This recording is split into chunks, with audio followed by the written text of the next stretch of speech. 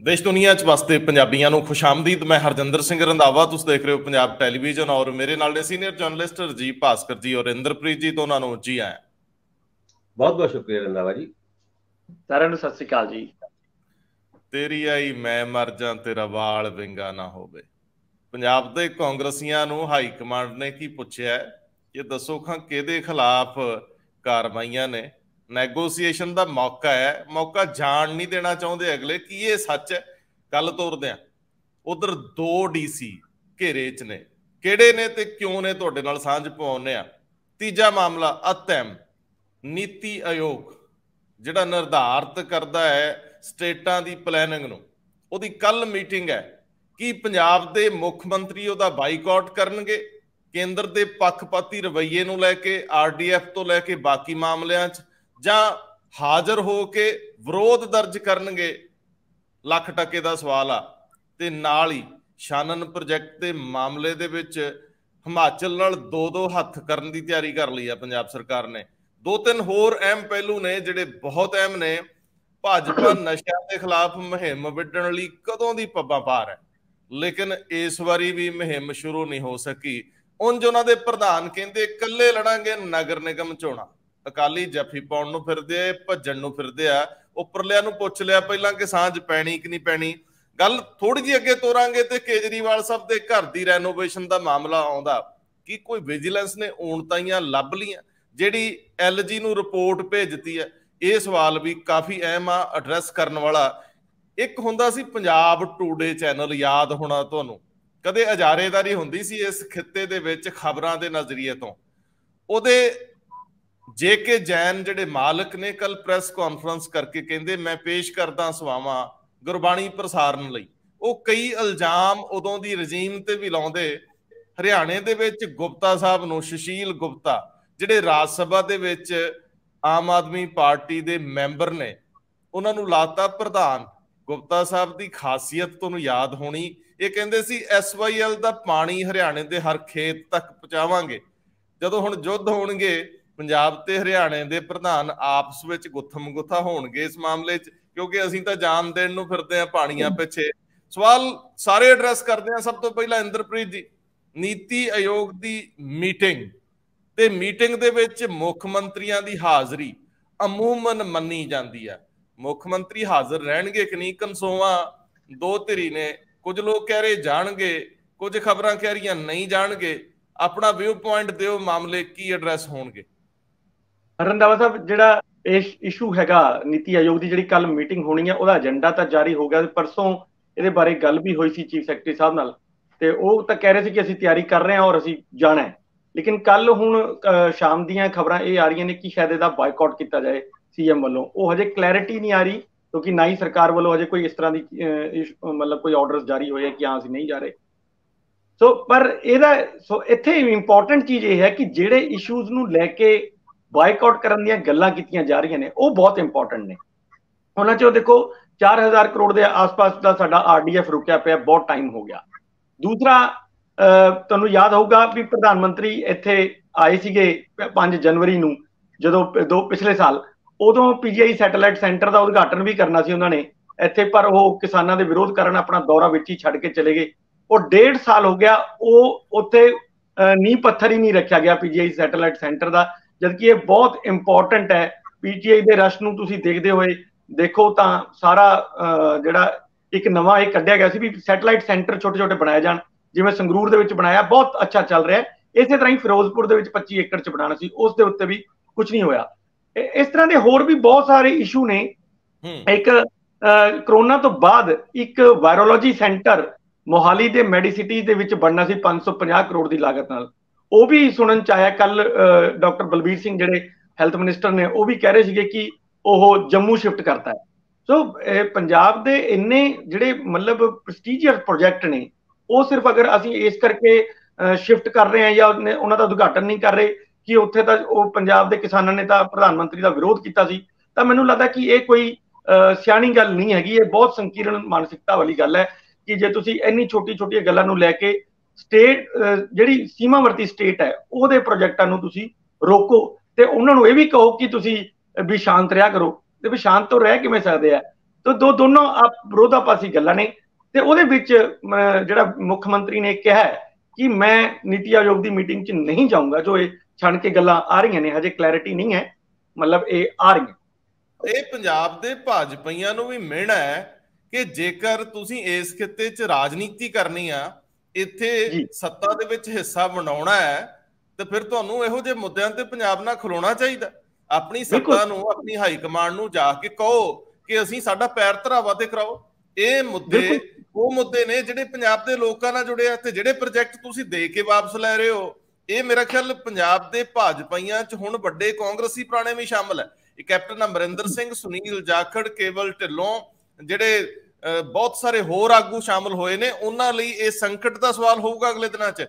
ਤੁਸੀਂ ਆਪਣੀ ਰਾਜਨੀਤਿਕ ਇਨਿੰਗ ਸ਼ੁਰੂ ਹੋਣ ਤੋਂ ਪਹਿਲਾਂ ਮਰਦੀ ਦੇਖ ਰਹੇ ਹੋ ਜੇ ਤੁਸੀਂ ਨਹੀਂ ਖੜਦੇ। ਮੈਂ ਇਸ ਤੇ ਮੇਰਾ ਸਵਾਲ ਇਹ ਸੀਗਾ ਕਿ ਜੋ ਅਗਰ ਸੀਐਮ ਸਾਹਿਬ ਨਹੀਂ ਜਾਂਦੇ, ਮੇਰਾ ਪੁਆਇੰਟ ਉੱਥੇ ਹੈਗਾ, ਮੈਨੂੰ ਲੱਗਦਾ ਕਿ ਇਹ ਵੀ ਕੋਈ ਸਿਆਣੀ ਗੱਲ ਨਹੀਂ ਕਿ ਅਸੀਂ ਬਾਈਕਾਟ ਕਰੀਏ, ਬਲਕਿ ਅੱਛਾ ਇਹ ਸੀ ਕਿ ਉਹ ਇੱਕ ਇਹੋ ਜਿਹਾ ਪਲੇਟਫਾਰਮ ਹੈ ਜਿੱਥੇ ਪੂਰੇ ਕੰਟਰੀ ਦੇ ਸਾਰੇ ਚੀਫ ਮਿਨਿਸਟਰ ਆ ਰਹੇ ਹੈ, ਤਾਂ ਤੁਸੀਂ ਉੱਥੇ ਇਹ ਗੱਲ ਕਹੋ ਵੀ ਕਿਵੇਂ ਜਿਹੜੀ ਸੈਂਟਰ ਗਵਰਨਮੈਂਟ ਹੈਗੀ ਹੈ ਉਹ ਕਿਸੇ ਸਟੇਟ ਦੇ ਫੈਡਰਲ ਸਟਰਕਚਰ ਨੂੰ ਨੁਕਸਾਨ ਪਹੁੰਚਾ ਕੇ ਧੱਕਾ ਕਰ ਰਹੀ ਹੈ ਸਿਰਫ ਆਪਣੀ ਸੰਕੀਰਣ ਸੋਚਾਂ ਨੂੰ ਲੈ ਕੇ।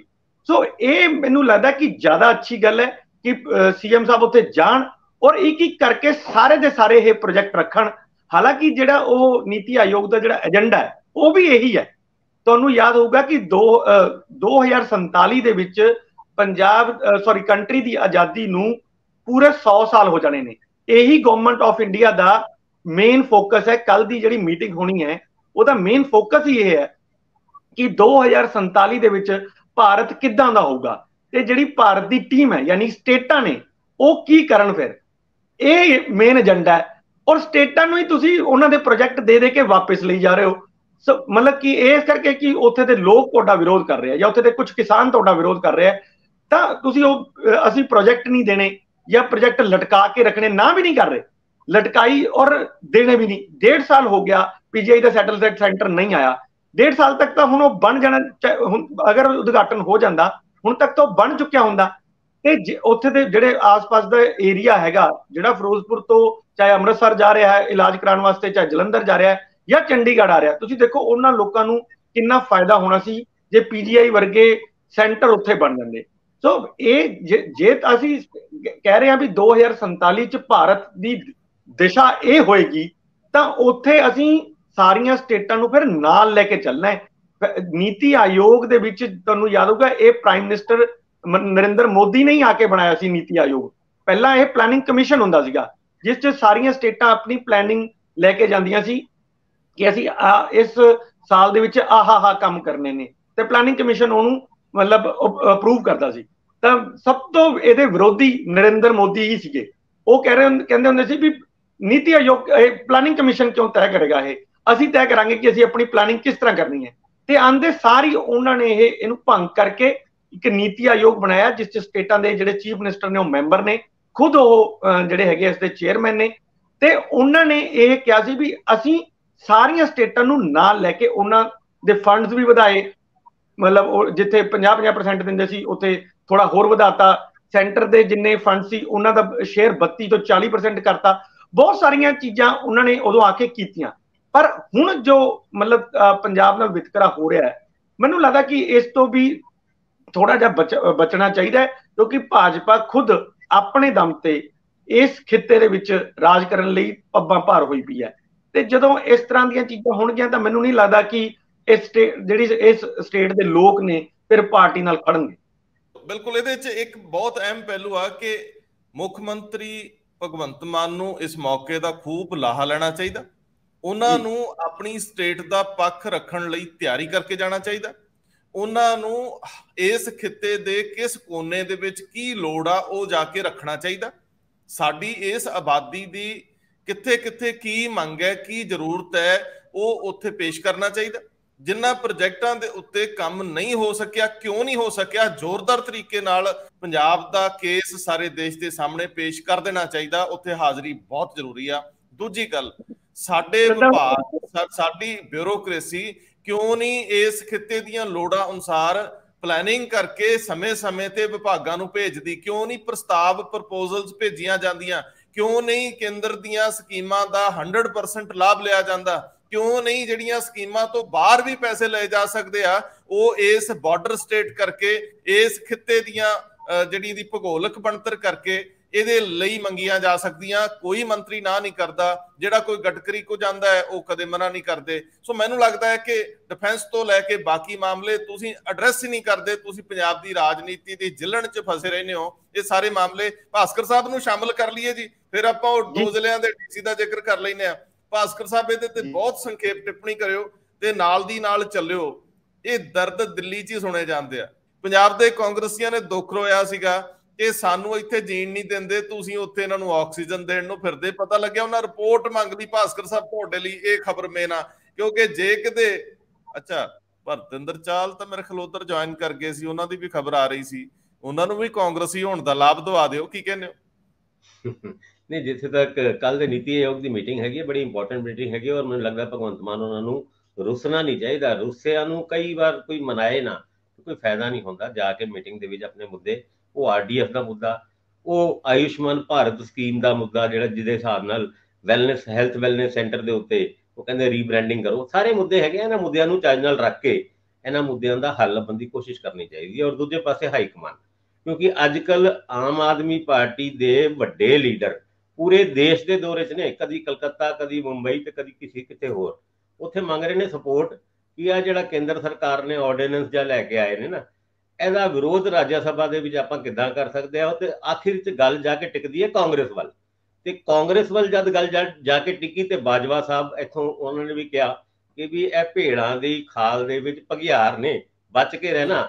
ਇਹਨਾਂ ਨੇ ਸਾਡੇ ਬੰਦਿਆਂ ਨੂੰ ਬਹੁਤ ਤੰਗ ਕੀਤਾ ਔਰ ਰਾਜਾ ਵੜਿੰਗ ਉਹਨਾਂ ਨੂੰ, KC ਵੇਣੂਗੋਪਾਲ ਉਹਨਾਂ ਦਾ ਫੋਨ ਵੀ ਆ ਗਿਆ। ਉਹਨਾਂ ਨੇ ਦੱਸਿਆ ਵੀ ਸਾਡੇ ਕਿਹੜੇ ਬੰਦੇ ਆ ਜਿਨ੍ਹਾਂ ਦੇ ਉੱਤੇ ਆਪਾਂ ਲਿਸਟ ਦੇ ਕੇ, ਕਈ ਵਾਰ ਤੁਸੀਂ ਪਾਕਿਸਤਾਨ ਤੋਂ ਕੈਦੀ ਛੁਡਾਣੇ ਹੁੰਦੇ ਆ ਨਾ ਤਾਂ ਲਿਸਟ ਤਿਆਰ ਹੁੰਦੀ ਹੈ, ਉਦਾਂ ਹੀ ਲਿਸਟ ਹੁਣ ਤਿਆਰ ਕਰਨ ਦੀ ਕੋਸ਼ਿਸ਼ ਕੀਤੀ ਜਾ ਰਹੀ ਹੈ। ਔਰ ਰਾਜਾ ਵੜਿੰਗ ਉਹਨਾਂ ਨੇ ਵੀ ਉਹ ਦਰਦ ਸ਼ਾਇਦ ਦੱਸਤਾ ਹੋਏਗਾ ਕਿ ਵੀ ਕਿਸ ਤਰੀਕੇ ਨਾਲ ਸਾਡੇ ਬੰਦਿਆਂ ਨੂੰ ਵਿਜੀਲੈਂਸ ਵਾਲੇ ਨੇ ਰਾਤੀ 3 ਵਜੇ ਦੀਵਾਰ ਟੱਪ ਕੇ ਫੜ ਲਿਆ, ਫਿਰ ਸ਼ਾਦੀ ਦੇ ਵਿੱਚ ਹਜੇ ਰੋਟੀ ਵੀ ਨਹੀਂ ਖਾਧੀ ਸੀ, ਉੱਥੇ ਸ਼ਗਨ ਪਾਉਣ ਤੋਂ ਪਹਿਲਾਂ ਹੀ ਫੜ ਲਿਆ, ਫਿਰ ਇੱਕ ਸਾਡੇ ਬੰਦੇ ਨੂੰ, ਮੰਤਰੀ ਨੂੰ ਨਾਈ ਦੀ ਦੁਕਾਨ ਤੋਂ ਫੜ ਲਿਆ। ਇਹ ਦੁੱਖ ਦਰਦ ਹੁਣ ਸਾਂਝੇ ਕਰਨ ਦਾ ਵਕਤ ਆ ਗਿਆ ਕਿਉਂਕਿ ਉਹ ਲਿਸਟ ਤਿਆਰ ਕੀਤੀ ਗਈ ਹੈ। ਲਿਸਟ ਬੜੀ ਲੰਬੀ ਹੈ ਔਰ ਹੁਣ ਤੇ ਕਈ ਵਾਰ ਸਾਨੂੰ ਉਹਨਾਂ ਬੰਦਿਆਂ ਦੇ ਨਾਂ ਹੀ ਨਹੀਂ ਯਾਦ ਆਉਂਦੇ ਕਿ ਇਹਨੂੰ ਵੀ ਵਿਜੀਲੈਂਸ ਨੇ ਸੱਦਿਆ ਹੋਇਆ ਹੈ। ਉਹ ਸਾਰੀ ਲਿਸਟ ਰਾਜਾ ਵੜਿੰਗ ਉਹਨਾਂ ਤਿਆਰ ਕਰਕੇ ਸ਼ਾਇਦ ਆਪ ਜਾਣ, ਨਹੀਂ ਤੇ ਫਿਰ ਈਮੇਲ ਦੇ ਰਾਹੀਂ KC ਵੇਣੂਗੋਪਾਲ ਉਹਨਾਂ ਨੂੰ ਭੇਜ ਦੇਣ ਜੀ। ਭਾਸਕਰ ਸਾਹਿਬ, ਇੱਕ ਬੜਾ ਦਿਲਚਸਪ ਪਹਿਲੂ ਸੀ ਵੀ ਜਿੱਥੇ ਇੱਕ ਬੰਨੇ ਬਾਜਵਾ ਸਾਹਿਬ ਪੂਰੇ ਜ਼ੋਰ ਨਾਲ ਸ਼ਿਕਾਇਤ ਲਾ ਰਹੇ ਸੀ ਨਾ ਵੀ ਉਹ ਵੇਖਿਓ ਓਏ ਬਚ ਕੇ ਓਏ ਅਸੀਂ ਮਾਰ ਦਿੱਤੇ ਹੋਏ, ਉਸੇ ਵੇਲੇ ਹੀ ਉਹ ਮਹਾਰਾਸ਼ਟਰ ਚ ਗਏ ਮੁੱਖ ਮੰਤਰੀ ਨੂੰ ਪਤਾ ਨਹੀਂ ਕੀ ਸੁੱਜੀ, ਚੰਨੀ ਸਾਹਿਬ ਨੂੰ ਲੈ ਘੇਰੇ ਚ ਲੈਂਦਾ, ਟਵੀਟ ਕਰਕੇ ਕਹਿੰਦੇ ਮੈਂ ਤੁਹਾਨੂੰ 31 ਮਈ ਦੇ ਰਿਹਾ। ਉਧਰ ਚੰਨੀ ਸਾਹਿਬ ਵੀ ਸਾਹਮਣੇ ਆ ਗਏ। ਅੱਛਾ, ਇਹ ਲੜਾਈ ਕਿਹੋ ਜੀ ਆ? ਇੱਕ ਬੰਨੇ ਨੈਗੋਸੀਏਸ਼ਨ ਆ, ਇੱਕ ਬੰਨੇ ਮਦਦ ਮੰਗੀ ਜਾ ਰਹੀ, ਦੂਜੇ ਬੰਨੇ ਬੰਦੇ ਟੰਗੇ ਜਾ ਰਹੇ ਆ। ਇਹ ਡਬਲ ਫੇਸ ਹੋ ਜਾਣਗੇ ਜੇਕਰ ਇਹ ਇਹੋ ਜੀ ਮੁਹਿੰਮ ਤੋਰ ਕੇ ਰੋਕ ਲੈਣਗੇ ਕਾਂਗਰਸੀਆਂ ਦੇ ਦਬਾਅ ਥੱਲੇ। ਜੇ ਇਹ ਰੋਕ ਲੈਂਦੇ ਆ ਕੇਜਰੀਵਾਲ ਸਾਹਿਬ ਨੂੰ ਰਾਹਤ ਦਿਵਾਉਣ ਲਈ, ਤੇ ਫਿਰ ਮੂੰਹ ਕੀ ਦਿਖਾਉਣਗੇ ਆਪਣੇ ਮੁੱਖ ਮੰਤਰੀ? ਤੇ ਕਾਂਗਰਸੀ ਤੇ ਕੱਛਾਂ ਵਜਾਉਣਗੇ, ਕਾਲੀਏ ਕਹਿਣਗੇ ਰਲ ਗਏ, ਇਹ ਵੀ ਟੀਮ ਹੋ ਗਈ। ਇਹ ਤਾਂ ਫਿਰ ਇਹ ਨੂਰਾ ਕੁਸ਼ਤੀ ਬਣੂ ਇੱਥੇ ਪੰਜਾਬ 'ਚ। ਦੇਖੋ, ਕਈ ਵਾਰ ਹਾਈ ਕਮਾਂਡ ਦੇ ਵਾਸਤੇ ਬਹੁਤ ਜ਼ਰੂਰੀ ਹੋ ਜਾਂਦਾ ਹੈ ਵੀ ਆਪਣੇ ਪੰਜਾਬ ਵਾਲਿਆਂ ਨੂੰ ਵੀ ਸਾਂਭ ਕੇ ਰੱਖਣਾ, ਕਿਉਂਕਿ ਬਾਜਵਾ ਸਾਹਿਬ ਨੇ ਜਿਸ ਦਰਦ ਦੇ ਨਾਲ ਆਪਣਾ ਦਰਦ ਬਿਆਨ ਕੀਤਾ ਸੀਗਾ ਉਹ ਆਪਣੇ ਆਪ ਵਿੱਚ ਠੀਕ ਸੀਗਾ ਵੀ ਸਾਡੇ ਨਾਲ ਉਹ ਕਲਕੱਤਾ ਵਾਲਿਆਂ ਨਾਲ, ਕਰਨਾਟਕਾ ਵਾਲਿਆਂ ਨਾਲ ਗੱਲ ਕਰ ਰਹੇ ਨਾ ਇਹਨਾਂ ਨੂੰ ਸਮਰਥਨ ਦੇਣ ਤੋਂ ਪਹਿਲੇ। ਹੁਣ ਸਮਰਥਨ ਦੇਣਾ ਕਾਂਗਰਸ ਦੀ ਮਜਬੂਰੀ ਵੀ ਹੈ। ਜੇ ਅੱਜ ਕੇਜਰੀਵਾਲ ਨਾਲ ਕਾਂਗਰਸ ਨਹੀਂ ਖੜਦੀ ਤੇ ਕੱਲ ਨੂੰ ਕਾਂਗਰਸ ਨਾਲ ਦੂਜੀ ਆਪੋਜੀਸ਼ਨ ਪਾਰਟੀਆਂ ਕਿਉਂ ਖੜਨਗੀਆਂ? ਇਹ ਖਿਲਾਰਾ ਜਾ ਪੈ ਜਾਊਗਾ। ਪਰ ਸੂਬੇ ਦੀ ਲੀਡਰਸ਼ਿਪ ਨੂੰ ਇੱਕ ਤਰੀਕੇ ਨਾਲ ਸੈਟੀਸਫਾਈ ਕਰਨ ਵਾਸਤੇ ਇਹ ਲਿਸਟ ਜੇ ਮੰਗ ਲਈ ਹੈ। ਏਦਾਂ ਦੀ ਲਿਸਟ ਕੈਪਟਨ ਅਮਰਿੰਦਰ ਸਿੰਘ ਉਹਨਾਂ ਨੇ ਵੀ ਤਿਆਰ ਕੀਤੀ ਸੀ 40 ਕੁ। ਭਾਸਕਰ ਸਾਹਿਬ, ਪਾਰਲੀਮੈਂਟ ਦੇ ਵਿੱਚ ਮੈਂਬਰ ਸਟੇਟਾਂ ਤੋਂ ਚੁਣ ਕੇ ਜਾਣੇ ਆ। ਕਾਂਗਰਸ ਨੂੰ ਆਮ ਆਦਮੀ ਪਾਰਟੀ ਦੇ ਮੈਂਬਰਾਂ ਦੀ ਬਜਾਏ ਆਪਣੇ ਮੈਂਬਰ ਚਾਹੀਦੇ ਹੋਣਗੇ ਨਾ ਨੰਬਰ 1 ਤੇ, ਫੇਰ ਹੀ ਉਹ ਜਦੋਂ ਘਟ ਜਾਣਗੇ ਉਧਰ ਜਾਣਗੇ। ਤੇ ਜੇ ਇੱਥੇ AB ਟੀਮ ਬਣ ਗਈ ਤੇ ਲੋਕ ਸੱਤਾ ਨਾਲ ਜਾਣਗੇ, ਗੈਰ ਸੱਤਾ ਜਿਹੜੀ ਕਾਂਗਰਸੀ ਹੋਣਗੇ ਜਿਨ੍ਹਾਂ ਕੋਲ ਕੱਖ ਵੀ ਨਹੀਂ, ਨਾ ਉੱਤੇ ਨਾ ਥੱਲੇ, ਉਹਨਾਂ ਨਾਲ ਕਿਉਂ ਜਾਣਗੇ? ਇਹਨਾਂ ਦਾ ਕਾਡਰ ਤੇ ਸਾਰਾ ਸੋਚੂਗਾ ਵੀ ਆਪਾਂ ਫਿਰ ਭਗਵੰਤ ਮਾਨ ਨਾਲ ਜੁੜਦੇ ਆ, ਅਸੀਂ ਵੜਿੰਗ ਤੋਂ ਕੀ ਲੈਣਾ। ਨਹੀਂ, ਰਾਜਾ ਵੜਿੰਗ ਉਹਨਾਂ ਜਦ ਲਿਸਟ ਬਣਾ ਰਹੇ ਹੋਣਗੇ, ਮੈਨੂੰ ਇਹ ਲੱਗਦਾ ਹੈ ਕਿ ਜਿਹੜੇ BIS ਭਰਤਿੰਦਰ ਸਿੰਘ ਚਾਲ ਜਿਨ੍ਹਾਂ ਦੀ ਕੱਲ ਬੇਲ ਰਿਜੈਕਟ ਹੋਈ ਹੈ ਔਰ ਉਹਨਾਂ ਨੂੰ 10 ਵਾਰ ਨੋਟਿਸ ਜਾ ਚੁੱਕੇ ਆ ਵੀ ਆਓ, ਪਰ ਵਿਜੀਲੈਂਸ ਬਿਊਰੋ ਤੋਂ ਲੱਗਦਾ ਡਰ, ਉਹ ਜਾਂਦੇ ਨਹੀਂ, ਕਹਿੰਦੇ ਤਬੀਅਤ ਬੜੀ ਖਰਾਬ ਹੈਗੀ ਹੈ। ਉਹ ਵੀ ਰਾਜਾ ਵੜਿੰਗ ਉਹਨਾਂ ਨੂੰ ਫੋਨ ਕਰਕੇ ਕਹਿਣਗੇ ਮੇਰਾ ਵੀ ਨਾਂ ਇਸ ਲਿਸਟ 'ਚ ਪਾ ਦਿਓ ਜਿੱਥੇ ਕੋਈ ਜ਼ਿਆਦਤੀ ਹੋ ਰਹੀ ਹੈ, ਕਿਉਂਕਿ ਭਾਵੇਂ ਉਹ ਕੈਪਟਨ ਅਮਰਿੰਦਰ ਸਿੰਘ ਉਹਨਾਂ ਦੇ ਖਾਸਮ ਖਾਸ ਮੰਨੇ ਜਾਂਦੇ ਸੀ ਔਰ ਕੈਪਟਨ ਸਾਹਿਬ ਅੱਜ ਬੀਜੇਪੀ ਦੇ ਵਿੱਚ ਹੈ, ਪਰ ਇਸ ਲਿਸਟ ਦੇ ਵਿੱਚ ਚਾਹਲ ਸਾਹਿਬ ਵੀ ਆਪਣਾ ਨਾਮ ਪਾਉਣ ਦੇ ਵਿੱਚ ਸ਼ਾਇਦ ਕਾਮਯਾਬ ਹੋ ਜਾਣ, ਕਿਉਂਕਿ ਰਾਜਾ ਵੜਿੰਗ ਉਹਨਾਂ ਨਾਲ ਠੀਕ ਠਾਕ ਜਾ ਉਹਨਾਂ ਦਾ ਹੈਗਾ ਸਿਸਟਮ। ਨਹੀਂ ਪਾਉਂਦੇ ਨਹੀਂ ਪਾਉਂਦੇ ਨਾ ਨਾ ਨਾ ਨਾ ਨਾ, ਮੈਨੂੰ ਨਹੀਂ ਲੱਗਦਾ ਪਾਉਣ ਲੱਗੇ, ਐਡੇ ਪੱਧਰੇ ਨਹੀਂ ਕਾਂਗਰਸੀ ਹੈਗੇ ਜੀ। ਜਿੱਦਾਂ ਇਹ ਲਿਸਟ ਵੀ ਇਦਾਂ ਤਿਆਰ ਹੋ ਰਹੀ ਹੈ ਜਿੱਦਾਂ ਕੈਦੀ ਛੱਡਣ ਵਾਸਤੇ, ਜਿਸ ਤਰ੍ਹਾਂ ਮੈਂ ਪਹਿਲੇ ਵੀ ਕਹਿ ਚੁੱਕਿਆ ਵੀ ਦੇਖੋ ਕਿਹਦਾ ਨਾਂ ਪਾਣਾ ਰਿਹਾਈ ਦੀ ਲਿਸਟ ਦੇ ਵਿੱਚ, ਪਰ ਇਹ ਮਿਲਣੀ ਮੁਲਣੀ ਕੋਈ ਨਹੀਂ ਰਿਹਾਈ। ਤੁਸੀਂ ਬਿਲਕੁਲ ਠੀਕ ਕਹਿ ਰਹੇ ਹੋ, ਜੇ ਭਗਵੰਤ ਮਾਨ ਹੋਣਾ ਜਾਂ ਸੂਬੇ ਦੀ ਸਰਕਾਰ ਉਹਨਾਂ तमाम ਮੁੱਦਿਆਂ ਦੇ ਉੱਤੇ ਜਿੱਥੇ ਵਿਜੀਲੈਂਸ ਨੇ ਇੱਕ ਸੰਮਨ ਕੀਤੇ ਹੋਏ ਨੇ, ਬੁਲਾ ਰਹੇ ਨੇ, ਬਹੁਤ ਵਾਰ ਬੁਲਾ ਰਹੇ ਨੇ, ਕੁਲਦੀਪ ਵੈਦ ਵੀ ਕੱਲ ਹੋ ਕੇ ਆਏ ਨੇ, ਹੁਣ ਅੱਗੇ ਚੱਲ ਕੇ ਇਸ ਮੁੱਦੇ ਤੇ ਇੱਕਦਮ ਯੂ ਟਰਨ ਲੈਣਾ, ਉਹ ਵੀ ਉਸ ਅਧਿਆਦੇਸ਼ ਦੀ ਸਪੋਰਟ ਲੈਣ ਵਾਸਤੇ, ਮੈਨੂੰ ਇਹ ਲੱਗਦਾ ਹੈ ਕਿ ਨਹੀਂ ਗੱਲ ਮੰਨੀ ਨਹੀਂ, ਪਰ ਫਿਰ ਵੀ ਜਿਸ ਤਰ੍ਹਾਂ ਕਹਿੰਦੇ ਨੇ ਵੀ ਲਿਸਟ ਤੋਂ ਬਣਾਓ, ਦੇਖਾਂਗੇ ਅੱਗੇ ਗੱਲ ਕਰਕੇ ਇਹਨਾਂ ਵਿੱਚੋਂ 2-3 ਵੀ ਛੁਡਾ ਲੇ ਤੇ ਇਹ ਵੀ ਆਪਣੀ ਇੱਕ ਵੱਡੀ ਕਾਮਯਾਬੀ ਹੋਏਗੀ। ਇਹ ਅੱਗੇ ਚੱਲ ਕੇ ਕਿੱਥੇ ਜਾ ਕੇ ਗੱਲ ਟਿਕਦੀ ਹੈ, ਕਿਉਂਕਿ ਕਾਂਗਰਸ ਫੈਸਲਾ ਲੈਣ ਤੋਂ ਪਹਿਲੇ ਆਪਣੇ ਬੰਦਿਆਂ ਨੂੰ ਸੁਣਨਾ ਚਾਹੁੰਦੀ ਹੈ ਵੀ ਲਿਆਓ ਲਿਸਟ, ਦੇਖਦੇ ਆ ਕੀ ਗੱਲ ਬਣਦੀ ਹੈ। ਪਰ ਦੇਖੋ ਵੈਸੇ ਭਾਸਕਰ ਸਾਹਿਬ, ਜੇਕਰ ਸਾਡੇ ਮੁੱਖ ਮੰਤਰੀ ਕਾਂਗਰਸੀਆਂ ਨੂੰ ਵੀ ਸਪੇਅਰ ਕਰਨ ਤੇ ਆ ਗਏ, ਪਹਿਲਾਂ IAS ਅਫਸਰਾਂ ਦੀ ਲੌਬਿੰਗ ਨੇ ਸਾਰੇ ਜਿੰਨੇ ਕਰਪਸ਼ਨ ਦੇ ਕੇਸਸ ਸੀ ਉਹ ਆਮਦਨ ਤੋਂ ਵੱਧ ਜਾਇਦਾਦ ਬਣਾਉਣ ਤੱਕ DA ਤੱਕ ਸੀਮਤ ਕਰਤੇ, ਤੇ ਜੇ ਕਾਂਗਰਸੀ ਵੀ ਬਖਸ਼ ਦਿੱਤੇ ਤਾਂ ਫਿਰ ਇਹਦੀ ਹਵਾ ਤਾਂ ਨਿਕਲ ਜਾਣੀ ਆ। ਮੈਨੂੰ ਲੱਗਦਾ ਕਾਫੀ ਔਖਾ ਪੇਚ ਫਸ ਗਿਆ। ਇਹ ਨਾ ਹੋਵੇ ਕਿ ਅਖੀਰ ਦੇ ਵਿੱਚ ਕਹਿਣ ਸਾਨੂੰ ਕਾਂਗਰਸ ਦੀ ਮਦਦ ਦੀ ਲੋੜ ਹੀ ਨਹੀਂ। ਵੈਸੇ ਵੀ ਮੈਨੂੰ ਲੱਗਦਾ ਰਾਜ ਸਭਾ ਦੇ ਵਿੱਚ ਆਰਡੀਨੈਂਸ ਰੋਕਿਆ ਤੇ ਜਾਣਾ ਨਹੀਂ, ਕਿਉਂਕਿ ਅਗਲਿਆਂ ਨੂੰ ਉਹ ਪਤਾ ਹੈ ਕਿੱਦਾਂ ਪਾਸ ਕਰਾਉਣੇ, ਉਹਨਾਂ ਖੇਤੀ ਵਾਲੇ ਵੀ ਕਰਾ ਲਏ ਸੀ। ਮੈਂ ਇੰਦਰਪ੍ਰੀਤ ਜੀ ਤੋਂ ਜਾਣਾ। ਇੰਦਰਪ੍ਰੀਤ ਜੀ, ਪੰਜਾਬ ਦੇ 2 ਜ਼ਿਲ੍ਹਿਆਂ ਦੇ DC ਪੰਗੇ 'ਚ ਨੇ, ਕੇਂਦਰ ਉਹਨਾਂ ਨੂੰ ਬਾਕੀ ਹੋਰ ਕਈ ਸਟੇਟਾਂ ਦੇ ਜ਼ਿਲ੍ਹਾ ਪ੍ਰਮੁੱਖ, ਪ੍ਰਸ਼ਾਸਨਿਕ ਪ੍ਰਮੁੱਖ ਦੇ ਨਾਲ ਪਰਾਲੀ ਦੇ ਮਾਮਲੇ ਦੇ ਵਿੱਚ ਘੇਰੇ 'ਚ ਲੈ ਰਿਹਾ। ਇਹ ਕੋਈ ਸਜ਼ਾ ਸੁਜਾ ਵੀ ਲੱਗਦੀ ਜਾਂ ਐਵੇਂ ਖਬਰ ਮਾਤਰੀ ਹੈ? ਰੰਧਾਵਾ ਸਾਹਿਬ, ਜੇ ਤਾਂ ਗਵਰਨਮੈਂਟ ਆਫ ਇੰਡੀਆ ਇਸ ਗੱਲ ਤੇ ਆਈ ਜਾਏ ਕਿ ਸਜ਼ਾ ਦੇਣੀ ਹੈ, ਤਾਂ ਮੈਨੂੰ ਲੱਗਦਾ ਕਿ ਇਹਨਾਂ ਦਾ ਕੇਸ DOPT ਨੂੰ ਭੇਜਿਆ ਜਾ ਸਕਦਾ ਜੇ ਸਟੇਟ ਗਵਰਨਮੈਂਟ ਕੁਝ ਨਹੀਂ ਕਰੇਗੀ, ਕਿਉਂਕਿ ਉਹ IAS ਜਿਹੜੇ ਹੈਗੇ ਉਹਨਾਂ ਦਾ ਰਿਕਾਰਡ ਉੱਥੇ ਵੀ ਮੇਨਟੇਨ ਹੁੰਦਾ।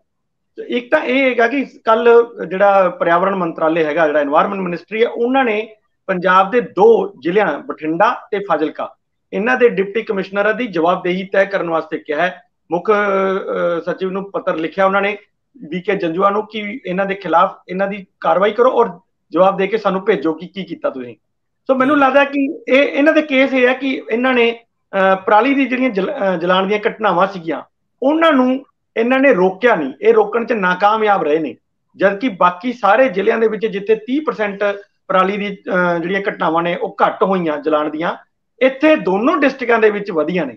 ਤੇ ਉਹਨਾਂ ਨੇ ਕਿਹਾ ਵੀ ਇਹਨਾਂ ਦੀ ਜਵਾਬਦੇਹੀ ਤੈਅ ਕਰੋ। ਪੰਜਾਬ ਦੇ ਤੋਂ ਇਲਾਵਾ ਹਰਿਆਣਾ ਦਾ ਵੀ ਹੈ, ਯਮੁਨਾ ਨਗਰ ਦੇ DC ਉਹ ਵੀ ਘੇਰੇ 'ਚ ਨੇ, ਤੇ UP ਦਾ ਬੁਲੰਦ ਸ਼ਹਿਰ ਉਹ ਵੀ ਘੇਰੇ 'ਚ ਨੇ। ਤੇ ਇਹ ਪਹਿਲੀ ਵਾਰ ਹੈ ਕਿ ਜਿਹੜੀ ਮਿਨਿਸਟਰੀ ਹੈਗੀ ਹੈ ਉਹਨਾਂ ਨੇ ਸਿੱਧਾ DCਆਂ ਨੂੰ ਹੀ ਹੱਥ ਪਾਇਆ ਔਰ ਕਿਹਾ ਵੀ ਹੈ ਆਪਣੇ, ਜਿਹੜੇ ਤੁਸੀਂ ਲੈਟਰ ਪੜ੍ਹੋ ਤੇ ਲੈਟਰ 'ਚ ਲਿਖਿਆ ਵੀ ਬੜਾ ਕਲੀਅਰ ਹੈ ਕਿ ਅਸੀਂ ਪਹਿਲੇ ਦਿਨ ਹੀ ਤੈਅ ਕਰਤਾ ਸੀ ਵੀ DCਆਂ ਦੀ ਜ਼ਿੰਮੇਵਾਰੀ ਹੋਏਗੀ, ਜੇ ਪਰਾਲੀ ਦੀਆਂ ਘਟਨਾਵਾਂ ਵਧੀਆਂ ਤਾਂ ਅਸੀਂ ਕੋਈ ਐਕਸਕਿਊਜ਼ ਨਹੀਂ ਲੈਣਾ, DC ਹੀ ਜ਼ਿੰਮੇਵਾਰ ਹੋਣਗੇ, ਉਹ ਕੁਝ ਵੀ ਕਰਨ। ਹੁਣ ਇੱਥੇ ਦਿੱਕਤ ਇਹ ਹੈਗੀ ਹੈ ਰੰਧਾਵਾ ਸਾਹਿਬ ਕਿ ਜਿੱਥੇ ਫਾਰਮਰਸ ਮੰਗ ਕਰ ਰਹੇ ਹੈ ਕਿ ਸਾਨੂੰ 100 ਰੁਪਏ ਪਰ ਕੁਇੰਟਲ ਜ਼ਿਆਦਾ ਦਿਓ, ਅਸੀਂ ਪੋਸਟ ਹਾਰਵੈਸਟਿੰਗ ਦੇ ਉੱਤੇ ਜਿਹੜਾ ਖਰਚਾ ਆਉਂਦਾ ਹੈ ਉਹਨੂੰ ਸੰਭਾਲਣ ਲਈ ਤੁਸੀਂ MSP ਦੇ ਵਿੱਚ ਕੁਝ ਨਹੀਂ ਰੱਖਿਆ ਹੋਇਆ, ਤੇ ਅਸੀਂ ਜਿਹੜਾ ਕੰਮ ਸਾਡਾ ਫਿਰ ਇੱਕ 10 ਪੈਸੇ ਦੀ ਤੀਲੀ ਨਾਲ ਚੱਲ ਜਾਂਦਾ ਹੈ, ਉਹਦੇ ਲਈ ਅਸੀਂ 3-3 ਹਜ਼ਾਰ ਰੁਪਇਆ ਕਿਉਂ ਖਰਚ ਕਰੀਏ। ਸੋ ਇਸ ਦੇ ਇਹ ਚੀਜ਼ ਹਜੇ ਐਡਰੈਸ ਨਹੀਂ ਹੋ ਰਹੀ।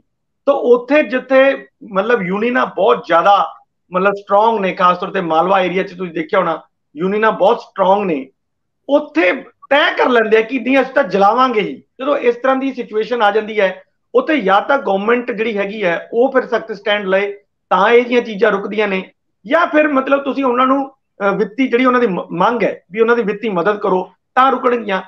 ਸਿਰਫ ਮਤਲਬ ਮੈਨੂੰ ਲੱਗਦਾ ਕਿ ਇੱਕ ਅਫਸਰ ਦੇ ਉੱਤੇ ਜ਼ਿੰਮੇਵਾਰੀ ਪਾਉਣ ਨਾਲ ਤਾਂ ਸ਼ਾਇਦ ਹੱਲ ਨਹੀਂ ਹੋਣਗੀਆਂ।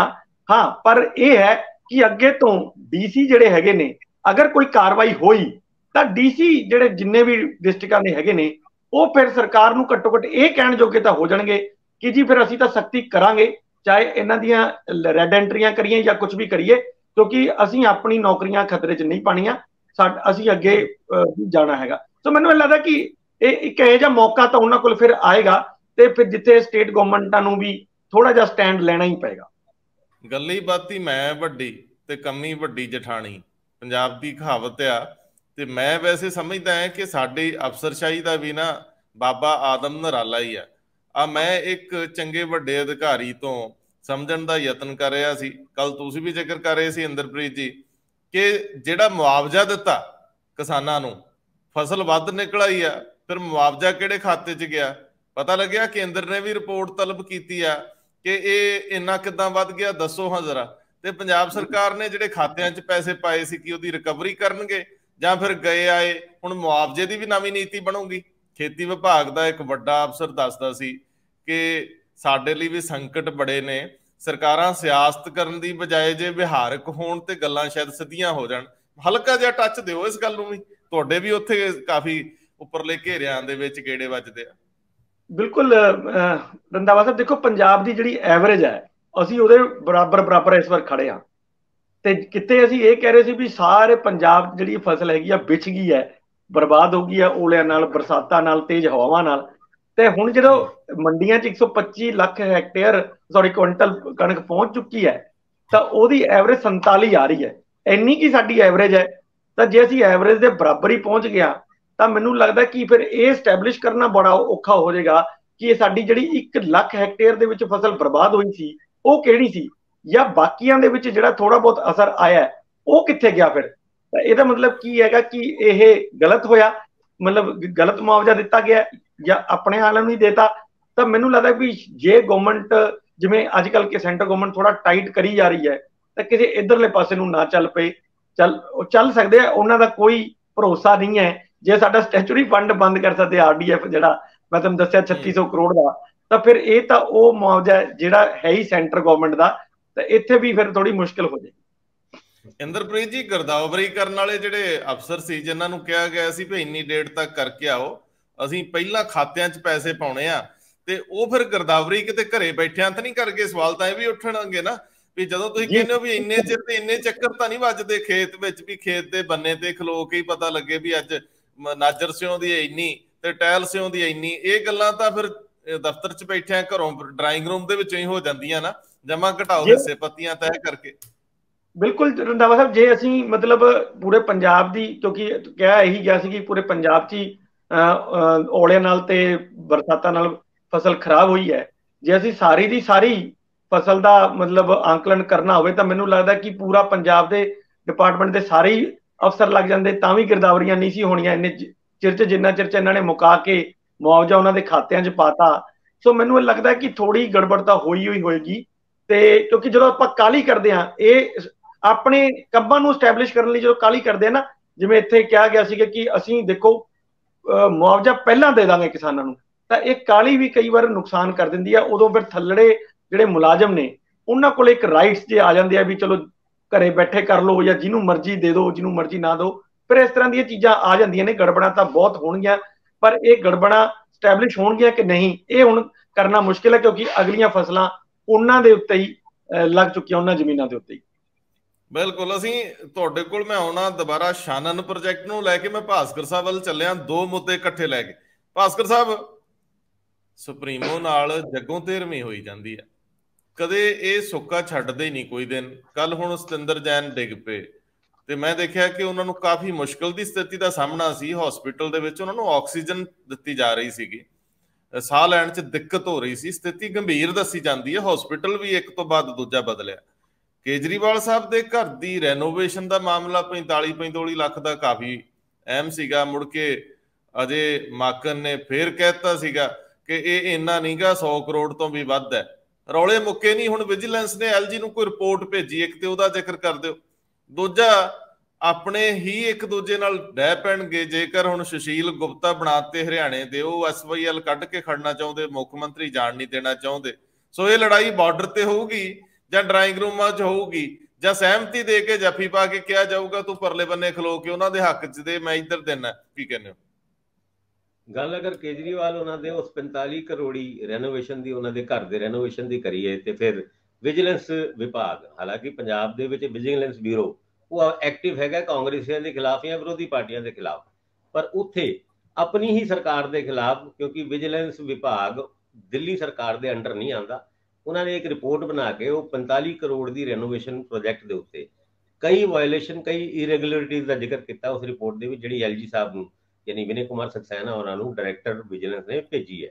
ਉਹਦੇ ਵਿੱਚ ਕਿਹਾ ਗਿਆ ਹੈ ਕਿ ਜਿਹੜੀ ਮੈਂਡੇਟਰੀ ਅਪਰੂਵਲ ਸੀਗੀ ਖਰਚੇ ਦੀ, ਕਿਉਂਕਿ ਇਹ ਗੱਲ ਬਾਰ-ਬਾਰ ਆਈ ਸੀ ਕਿ 9 ਕਰੋੜ ਦੇ ਵੱਖ-ਵੱਖ ਠੇਕੇ ਦਿੱਤੇ ਗਏ, ਭਾਵੇਂ ਪੂਰੀ ਰਾਸ਼ੀ 45 ਕਰੋੜ ਸੀਗੀ, ਉਹ 9 ਕਰੋੜ ਰਕਮ ਹੀ ਇਸ ਕਰਕੇ ਦਿੱਤੀ ਸੀ, 10 ਕਰੋੜ ਤੋਂ ਅਗਰ ਵੱਧ ਜਾਂਦੀ ਹੈ ਤੇ ਐਲਜੀ ਦੀ ਅਪਰੂਵਲ ਜ਼ਰੂਰੀ ਸੀਗੀ ਉਸ ਖਰਚੇ ਵਾਸਤੇ। ਫਿਰ ਇਹ ਵੀ ਗੱਲ ਕੀਤੀ ਕਿ ਵੀ ਬਿਡਿੰਗ ਪ੍ਰੋਸੈਸ, ਯਾਨੀ ਇੱਕ ਟੈਂਡਰ ਮੰਗਦੇ ਨੇ, ਉਹ ਵੀ ਸਹੀ ਤਰੀਕੇ ਨਾਲ ਅਡਾਪਟ ਨਹੀਂ ਕੀਤਾ ਗਿਆ, ਔਰ ਜਿਹੜੇ ਪੇੜ ਲਾਣੇ ਸੀਗੇ, ਜਿਹੜੇ ਪੇੜ ਕੱਟੇ ਗਏ, ਉਹਦੇ ਕੰਪਨਸੇਟਰੀ ਜਿੰਨੇ ਕੋਈ ਪੇੜ ਲਾਣੇ ਚਾਹੀਦੇ ਸੀ ਉਹ ਨਹੀਂ ਲੱਗੇ। ਰਿਪੋਰਟ ਪਹੁੰਚ ਗਈ ਐਲਜੀ ਸਾਹਿਬ ਕੋਲ। ਹੁਣ ਉਸ ਤੋਂ ਬਾਅਦ ਐਕਸ਼ਨ ਕੀ ਹੁੰਦਾ, ਉਹ ਵੀ ਖਾਸ ਕਰਕੇ ਤਦ ਜਦ ਵੱਡਾ ਕੋਨ ਦਾ ਮੁੱਦਾ ਦਿੱਲੀ ਦੇ ਗਲਿਆਰਿਆਂ ਦੇ ਵਿੱਚ ਛਾਇਆ ਹੋਇਆ, ਜਿਹਨੂੰ ਲੈ ਕੇ ਕੇਜਰੀਵਾਲ ਸਾਹਿਬ ਔਰ ਕੱਲ ਬੰਬਈ ਦੇ ਵਿੱਚ ਸੀਗੇ, ਸ਼ਰਦ ਪਵਾਰ ਉਹਨਾਂ ਦੇ ਘਰ ਹੀ ਸੀਗੇ, ਉਹ ਇੱਕ ਫੋਟੋ ਨਸ਼ਰ ਹੋਈ ਜਿਹਦੇ ਵਿੱਚ ਰਾਘਵ ਚੱਡਾ ਤੋਂ ਲੈ ਕੇ ਸੰਜੇ ਸਿੰਘ, ਕੇਜਰੀਵਾਲ ਸਾਹਿਬ ਆਪ ਸਾਰੇ ਦੇਖ ਰਹੇ ਨੇ ਕੈਮਰੇ ਵੱਲ, ਤੇ ਸ਼ਰਦ ਪਵਾਰ ਉਹਨਾਂ ਦਾ ਮੂੰਹ ਕੈਮਰੇ ਵੱਲ ਨਹੀਂ ਹੈਗਾ, ਉਹ ਕਿਸੇ ਹੋਰ ਜਗ੍ਹਾ ਹੈਗਾ। ਉਹ ਫੋਟੋ ਬਹੁਤ ਕੁਝ ਬੋਲਦੀ ਹੈ ਕਿ ਸ਼ਰਦ ਪਵਾਰ ਉਹਨਾਂ ਦੀ ਸਪੋਰਟ ਰਾਜ ਸਭਾ ਦੇ ਵਿੱਚ ਜਾਂ ਕੇਂਦਰ ਸਰਕਾਰ ਦੇ ਨਾਲ ਲੜਨ ਵਾਸਤੇ ਕਿ ਮਿਲੇਗੀ ਕਿ ਨਹੀਂ ਮਿਲੇਗੀ, ਘੱਟ ਤੋਂ ਘੱਟ ਇਸ ਫੋਟੋ ਤੋਂ ਤੇ ਬਹੁਤਾ ਯਕੀਨ ਨਹੀਂ ਹੁੰਦਾ। ਹੁਣ ਗੱਲ ਕਰੀਏ ਸੁਸ਼ੀਲ ਕੁਮਾਰ ਗੁਪਤਾ ਜੀ ਦੀ।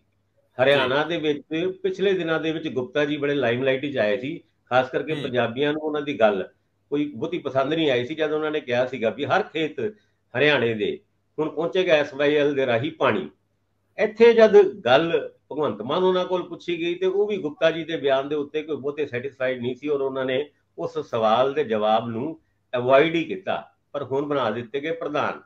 ਜੇ ਕੱਲ ਨੂੰ ਹਰਿਆਣਾ ਦੇ ਵਿੱਚ ਕੋਈ ਸਰਕਾਰ ਸਕੂਲ ਬਣ ਜਾਂਦੀ ਹੈ ਤੇ ਗੁਪਤਾ ਜੀ ਹੋ ਸਕਦਾ ਹਰਿਆਣਾ ਦੇ ਮੁੱਖ ਮੰਤਰੀ ਵੀ ਬਣ ਜਾਣ, ਔਰ ਨਾਲ ਦੇ ਨਾਲ ਅਸ਼ੋਕ ਤੰਵਰ ਜਿਹੜੇ ਕਾਂਗਰਸ ਦੇ ਵਿੱਚ ਬੜੇ ਤੇਜ਼ ਤਰਾਰ ਯੂਥ ਨੇਤਾ ਹੁੰਦੇ ਸੀ, ਉਹਨਾਂ ਨੂੰ ਕੈਂਪੇਨ ਕਮੇਟੀ ਦਾ ਚੇਅਰਮੈਨ ਬਣਾਤਾ।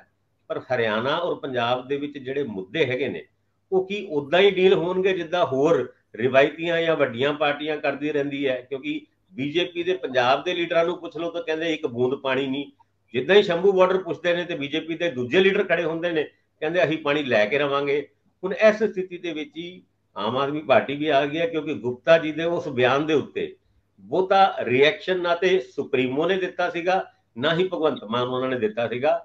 ਔਰ ਹੁਣ ਅੱਗੇ ਚੱਲ ਕੇ ਹਰਿਆਣਾ ਪੰਜਾਬ ਦੇ ਵਿੱਚ ਜਿਹੜੇ ਮੁੱਦੇ ਹੈਗੇ ਨੇ ਉਹ 2024 ਤੋਂ ਪਹਿਲੇ ਕਿਸ ਪੱਧਰ ਤੇ ਤੇ ਕਿਸ ਤਰੀਕੇ ਨਾਲ ਆਮ ਆਦਮੀ ਪਾਰਟੀ ਡੀਲ ਕਰੇਗੀ, ਇਹਦੀ ਵੀ ਰਣਨੀਤੀ ਬਣਾਉਣੀ ਪਏਗੀ। ਪਰ ਫਿਲਹਾਲ ਗੁਪਤਾ ਜੀ ਨੂੰ ਪ੍ਰਧਾਨਗੀ ਦੇ ਦਿੱਤੀ ਹੈ।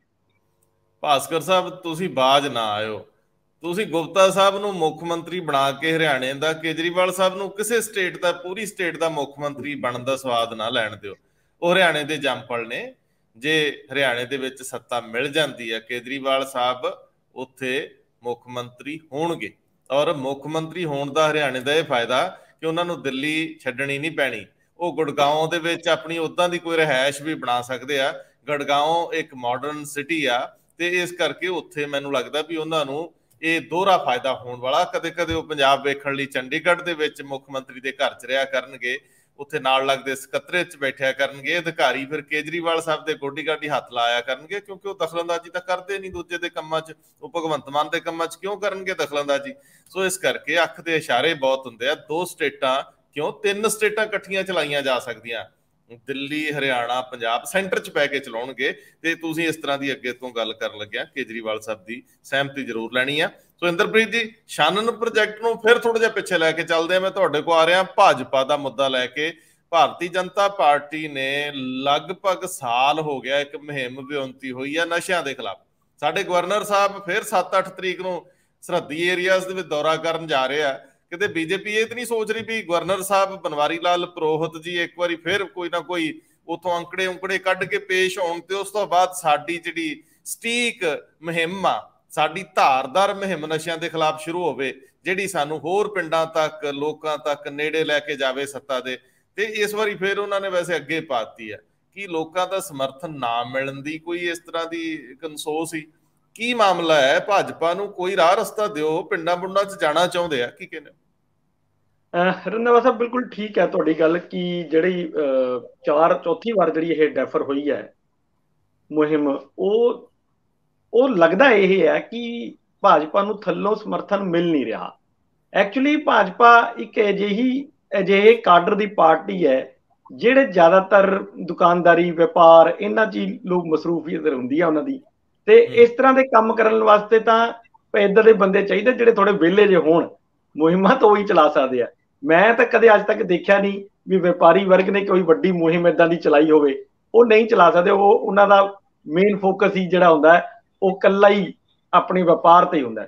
ਸੋ ਇੱਥੇ ਦੇਖੋ ਇਸ਼ੂ ਬਹੁਤ ਇੰਪੋਰਟੈਂਟ ਹੈ, ਜਿਹੜਾ ਡਰੱਗਸ ਦਾ ਇਸ਼ੂ ਹੈ। ਔਰ ਸਾਰੀਆਂ, ਇਹ ਕੋਈ ਪਹਿਲੀ ਵਾਰ ਨਹੀਂ ਚੱਲ ਰਹੀ। ਪਹਿਲਾਂ ਇਸ ਤੋਂ ਤੁਹਾਨੂੰ ਯਾਦ ਹੋਊਗਾ ਜਦੋਂ ਯੂਥ ਨੇਤਾ ਸੀਗੇ ਆਪਣੇ ਰਵਨੀਤ ਬਿੱਟੂ ਜੀ, ਉਹਨਾਂ ਨੇ ਵੀ ਚਲਾਈ ਸੀ, ਪੈਦਲ ਯਾਤਰਾ ਕੱਢੀ ਸੀਗੀ। ਇੱਥੇ ਵੀ ਇਹਨਾਂ ਨੇ ਇਹੀ ਕਿਸਮ ਦੀ ਕੀਤੀ ਸੀ ਵੀ 13 ਦੀਆਂ 13 ਜਿਹੜੀਆਂ ਪਾਰਲੀਮੈਂਟ ਕਨਸਟੀਚੁਐਂਸੀਜ਼ ਹੈਗੀਆਂ ਨੇ ਉਸ ਤੇ ਸਾਡੀ ਇੱਕੋ ਵਾਰੀ 'ਚ ਜਿਹੜੀ ਹੈਗੀ ਆ ਯਾਤਰਾ ਸ਼ੁਰੂ ਹੋਏਗੀ, ਜਿਹਨੂੰ ਕੇਂਦਰੀ ਗ੍ਰਹਿ ਮੰਤਰੀ ਜਿਹੜੇ ਹੈਗੇ ਆ ਅਮਿਤ ਸ਼ਾਹ ਉਹ ਝੰਡੀ ਦੇਣਗੇ। ਪਰ 4 ਵਾਰ, ਚੌਥੀ ਵਾਰ ਇਹ ਡੈਫਰ ਹੋ ਗਈ। ਕਦੀ ਕਿਹਾ ਜਾ ਰਿਹਾ ਕਿ ਹਿਮਾਚਲ ਤੇ ਗੁਜਰਾਤ ਦੇ ਇਲੈਕਸ਼ਨ ਆ ਗਏ, ਇਸ ਕਰਕੇ ਨਹੀਂ ਕਰ ਰਹੇ। ਕਦੇ ਫਿਰ ਇੱਥੇ ਪਾਰਲੀਮੈਂਟ ਦੇ ਜਿਹੜੇ ਉਪ ਚੁਣਾਵ ਆ ਗਏ, ਉਦੋਂ ਡੈਫਰ ਹੋ ਗਈ। ਫਿਰ ਅੰਮ੍ਰਿਤਪਾਲ ਦਾ ਮੁੱਦਾ ਬਣਾ ਕੇ ਲਾਅ ਐਂਡ ਆਰਡਰ ਦੀ ਸਥਿਤੀ ਆ ਗਈ, ਉਦੋਂ ਡੈਫਰ ਹੋ ਗਈ। ਯਾਨੀ ਕੋਈ ਨਾ ਕੋਈ ਬਹਾਨਾ ਬਣਾ ਕੇ ਅੱਗੇ ਦੀ ਅੱਗੇ ਪਾਈ ਜਾ ਰਹੀ ਹੈ। ਮੈਨੂੰ ਲੱਗਦਾ ਵੀ ਜਾਂ ਤਾਂ ਇਹ ਸ਼ੁਰੂਆਤ ਹੁਣ ਹੋਏਗੀ ਜਦੋਂ ਅਸੀਂ ਬਹੁਤ ਨੇੜੇ ਜੇ ਪਹੁੰਚ ਜਾਂਗੇ, 24 ਦੇ ਨੇੜੇ ਜੇ ਬਿਲਕੁਲ ਲੱਗ ਜਾਂਗੇ, ਤਾਂ ਕਿ ਬਹੁਤ ਗਰਮ ਜਿਹੜਾ ਹੋਏਗਾ ਤਵਾ, ਉਸ ਤੇ ਹੀ ਚੁੱਲ੍ਹਾ ਜੋ ਬਣੇਗਾ ਉਸ ਤੇ ਹੀ ਕੁਝ ਲਾ ਲਈਏ ਰੋਟੀ। ਉਸ ਤਰ੍ਹਾਂ ਦਾ ਹੀ ਮੈਨੂੰ ਲੱਗਦਾ ਕਿ ਭਾਜਪਾ ਕਰਨ ਦੀ ਕੋਈ ਸੋਚ ਰਹੀ ਹੈ। ਕਿਉਂਕਿ ਹਜੇ ਉਹਨਾਂ ਨੂੰ ਕਿਉਂਕਿ ਲੱਗ ਰਿਹਾ ਕਿ ਹਜੇ ਚੁੱਲ੍ਹਾ ਠੰਡਾ ਹੈ। 2 ਬਾਈ ਇਲੈਕਸ਼ਨਾਂ ਉਹ ਲੜ ਚੁੱਕੇ ਹੈ, ਦੋਨੋਂ ਬਾਈ ਇਲੈਕਸ਼ਨਾਂ 'ਚ 4th ਨੰਬਰ ਤੇ ਆਏ ਹੈ। ਸੋ ਹਜੇ ਉੱਠ ਨਹੀਂ ਰਹੀ। ਮੈਨੂੰ ਲੱਗਦਾ ਕਿ ਉਹਨਾਂ ਦੇ ਆਪਣੇ ਅੰਦਰੋਂ ਨਹੀਂ ਇਹ ਗੱਲ ਉੱਠ ਰਹੀ ਕਿ ਸਾਡੀ ਇਹ ਮੁਹਿੰਮ ਜਿਹੜੀ ਹੈ ਉਹ ਇੰਨੇ ਵੱਡੇ ਸਕੇਲ ਤੇ ਕਾਮਯਾਬ ਹੋ ਜਾਏਗੀ ਕਿ ਸਾਨੂੰ 24 ਦਾ ਫਾਇਦਾ ਨਜ਼ਰ ਆਏਗਾ। ਭਾਸਕਰ ਸਾਹਿਬ, ਵੈਸੇ ਤਾਂ ਪ੍ਰਧਾਨ ਜੀ ਕੱਲ ਅਸ਼ਵਨੀ ਸ਼ਰਮਾ ਉਹਨਾਂ ਦੇ ਕਹਿ ਰਹੇ ਸੀ ਵੀ ਅਸੀਂ ਨਗਰ ਨਿਗਮ ਚੋਣਾਂ ਕੱਲੇ ਲੜ ਰਹੇ ਹਾਂ, ਬਿਲਕੁਲ ਕੱਲੇ। ਇਹਦਾ ਮਤਲਬ ਸਾਰਾ ਫੋਕਸ ਉਹਨਾਂ ਦਾ ਉਧਰ ਹੋ ਗਿਆ ਵੀ ਜੇ ਮੁਹਿੰਮ ਚਲਾਈ ਤੇ ਉਧਰ ਪਿੰਡਾਂ ਤੱਕ ਜਾਣੀ ਨਸ਼ਿਆਂ ਵਾਲੀ, ਤੇ ਆਪਾਂ ਤੇ ਲੜਨਾ ਹੁਣ ਸ਼ਹਿਰਾਂ 'ਚ, ਪਹਿਲਾਂ ਸ਼ਹਿਰਾਂ ਦੀ ਕੋਈ ਮੁਹਿੰਮ ਚਲਾ ਲਈ। ਸਭ ਤੋਂ ਵੱਡੀ ਗੱਲ ਹੈਗੀ ਹੈ ਕਿ ਭਾਜਪਾ ਨੇ ਇਹ ਜਿਹੜੀ ਡਰੱਗ ਦੇ ਉੱਤੇ ਯਾਤਰਾ ਪਹਿਲੇ ਪਲਾਨ ਕੀਤੀ ਸੀ ਨਵੰਬਰ ਦੇ ਮਹੀਨੇ ਦੇ ਵਿੱਚ, ਫਿਰ ਉਸ ਤੋਂ ਬਾਅਦ ਇਹਨੂੰ ਪੋਸਟਪੋਨ ਕਰਕੇ ਪਲਾਨ ਕੀਤਾ ਜਨਵਰੀ ਦੇ ਮਹੀਨੇ ਦੇ ਵਿੱਚ। ਜਨਵਰੀ ਦੇ ਵਿੱਚ ਵੀ ਉਹ ਗੱਲ ਬਣੀ ਨਹੀਂ ਉਹਨਾਂ ਦੀ, ਤੇ ਮਾਰਚ ਦੇ ਵਿੱਚ ਫੇਰ ਇੱਕ ਵਾਰ ਦੁਬਾਰਾ ਪਲਾਨ ਕੀਤਾ, ਤੇ ਹੁਣ ਮਈ 30 ਨੂੰ ਇਹ ਯਾਤਰਾ ਪ੍ਰਪੋਜ਼ ਸੀਗੀ, ਉਹ ਵੀ ਕੈਂਸਲ ਕਰ ਦਿੱਤੀ ਗਈ। ਜੂਨ 7 ਔਰ 8 ਦੇ ਜਿਹੜੇ ਬਾਰਡਰ ਬੈਲਟ ਦੇ ਦੌਰੇ, ਖਾਸ ਕਰਕੇ ਬਨਵਾਰੀ ਲਾਲ ਪੁਰੋਹਿਤ ਜਿਹੜੇ ਮਹਾਮਹਿਮ ਗਵਰਨਰ ਸਾਹਿਬ ਹੈਗੇ ਨੇ, ਉਹਨਾਂ ਦੇ ਨਾਲ ਲਿੰਕ ਕਰਕੇ ਦੇਖੋ ਤੇ ਏਦਾਂ ਲੱਗਦਾ ਹੈ ਵੀ ਇੱਕ ਵਿਅਕਤੀ ਨੂੰ ਪਹਿਲੇ ਡਿਊਟੀ ਦਿੱਤੀ ਜਾਂਦੀ ਹੈ, ਗਵਰਨਰ ਸਾਹਿਬ ਨੂੰ, ਵਿਅਕਤੀ ਤੇ ਕਹਿਣਾ ਚੰਗਾ ਨਹੀਂ ਹੋਏਗਾ ਕਿਉਂਕਿ ਉਹ ਮਹਾਮਹਿਮ ਨੇ, ਉਹ ਮਾਹੌਲ ਬਣਾਓ ਇਸ਼ੂ ਨੂੰ ਰੇਜ਼ ਕਰਨ ਦਾ। 2 ਇਸ਼ੂਜ਼ ਬੀਜੇਪੀ ਦੀ ਸੈਂਟਰਲ ਲੀਡਰਸ਼ਿਪ ਨੇ ਆਇਡੈਂਟੀਫਾਈ ਕੀਤੇ ਨੇ ਪੰਜਾਬ ਨੂੰ ਲੈ ਕੇ, ਇੱਕ ਲਾਅ ਐਂਡ ਆਰਡਰ ਦੇ ਮੁੱਦੇ ਤੇ ਦੂਜਾ ਡਰੱਗ ਦੇ ਮੁੱਦੇ ਤੇ। ਔਰ ਦੋਨਾਂ ਮੁੱਦਿਆਂ ਦੇ ਉੱਤੇ ਭਾਵੇਂ ਐਨਆਈ ਹੋਏ ਜਾਂ ਫਿਰ ਗਵਰਨਰ ਸਾਹਿਬ ਹੋਣ, ਇਹਨਾਂ ਦੋਨਾਂ ਮੁੱਦਿਆਂ ਨੂੰ ਬੜੇ ਜ਼ੋਰਦਾਰ ਤਰੀਕੇ ਨਾਲ ਬਾਰਡਰ ਬੈਲਟ ਦਾ ਜਦ ਦੌਰਾ ਕਰਦੇ ਨੇ ਤੇ ਕਹਿੰਦੇ ਨੇ ਡਰੱਗ ਇੱਥੇ ਹੱਟੀਆਂ ਦੇ ਵਿੱਚ ਵਿਕਦੀ ਹੈ। ਇਹ ਸਾਰੀ ਗੱਲਾਂ ਨੂੰ ਕਨੈਕਟ ਕਰਕੇ ਦੇਖੋਗੇ ਤੇ ਮਾਹੌਲ ਠੀਕ ਨਹੀਂ ਹੈ, ਹਜੇ ਮਾਹੌਲ ਬਣਿਆ ਨਹੀਂ। ਇਸ ਕਰਕੇ ਭਾਜਪਾ ਬਾਰ-ਬਾਰ ਆਪਣੀ ਯਾਤਰਾ ਨੂੰ ਪੋਸਟਪੋਨ ਕਰਦੇ ਹੈ। ਔਰ ਨਿਗਮ ਦੇ ਵਿੱਚ ਜਿਸ ਤਰ੍ਹਾਂ ਤੁਸੀਂ ਅਸ਼ਵਨੀ ਸ਼ਰਮਾ ਉਹਨਾਂ ਦੀ ਗੱਲ ਕੀਤੀ, ਜਲੰਧਰ ਬਾਈ ਇਲੈਕਸ਼ਨ ਦੇ ਵਿੱਚ 2 ਸ਼ਹਿਰੀ ਕੌਂਸਟੀਚੁਐਂਸੀ ਦੇ ਵਿੱਚ ਬੀਜੇਪੀ ਨੇ ਲੀਡ ਕੀਤਾ ਹੈ, ਤੇ ਅਬਿਟ ਕਿਉਂ ਨਾ ਹੋਣ। ਔਰ ਅਕਾਲੀ ਤੇ ਬਿਲਕੁਲ ਹੀ ਪਿੱਛੇ ਨੇ, ਉਹਨਾਂ 4 ਕੌਂਸਟੀਚੁਐਂਸੀ ਜਿਹੜੀ ਸ਼ਹਿਰ ਦੀ ਕੌਂਸਟੀਚੁਐਂਸੀਆਂ ਕਹਿਲਾਂਦੀ ਹੈ। ਤੇ ਇੱਥੇ ਤੇ ਲੜਾਈ ਹੁਣ ਰਹਿ ਹੀ ਗਈ ਆਮ ਆਦਮੀ ਪਾਰਟੀ, ਕਾਂਗਰਸ ਤੇ ਬੀਜੇਪੀ ਦੇ ਵਿੱਚ।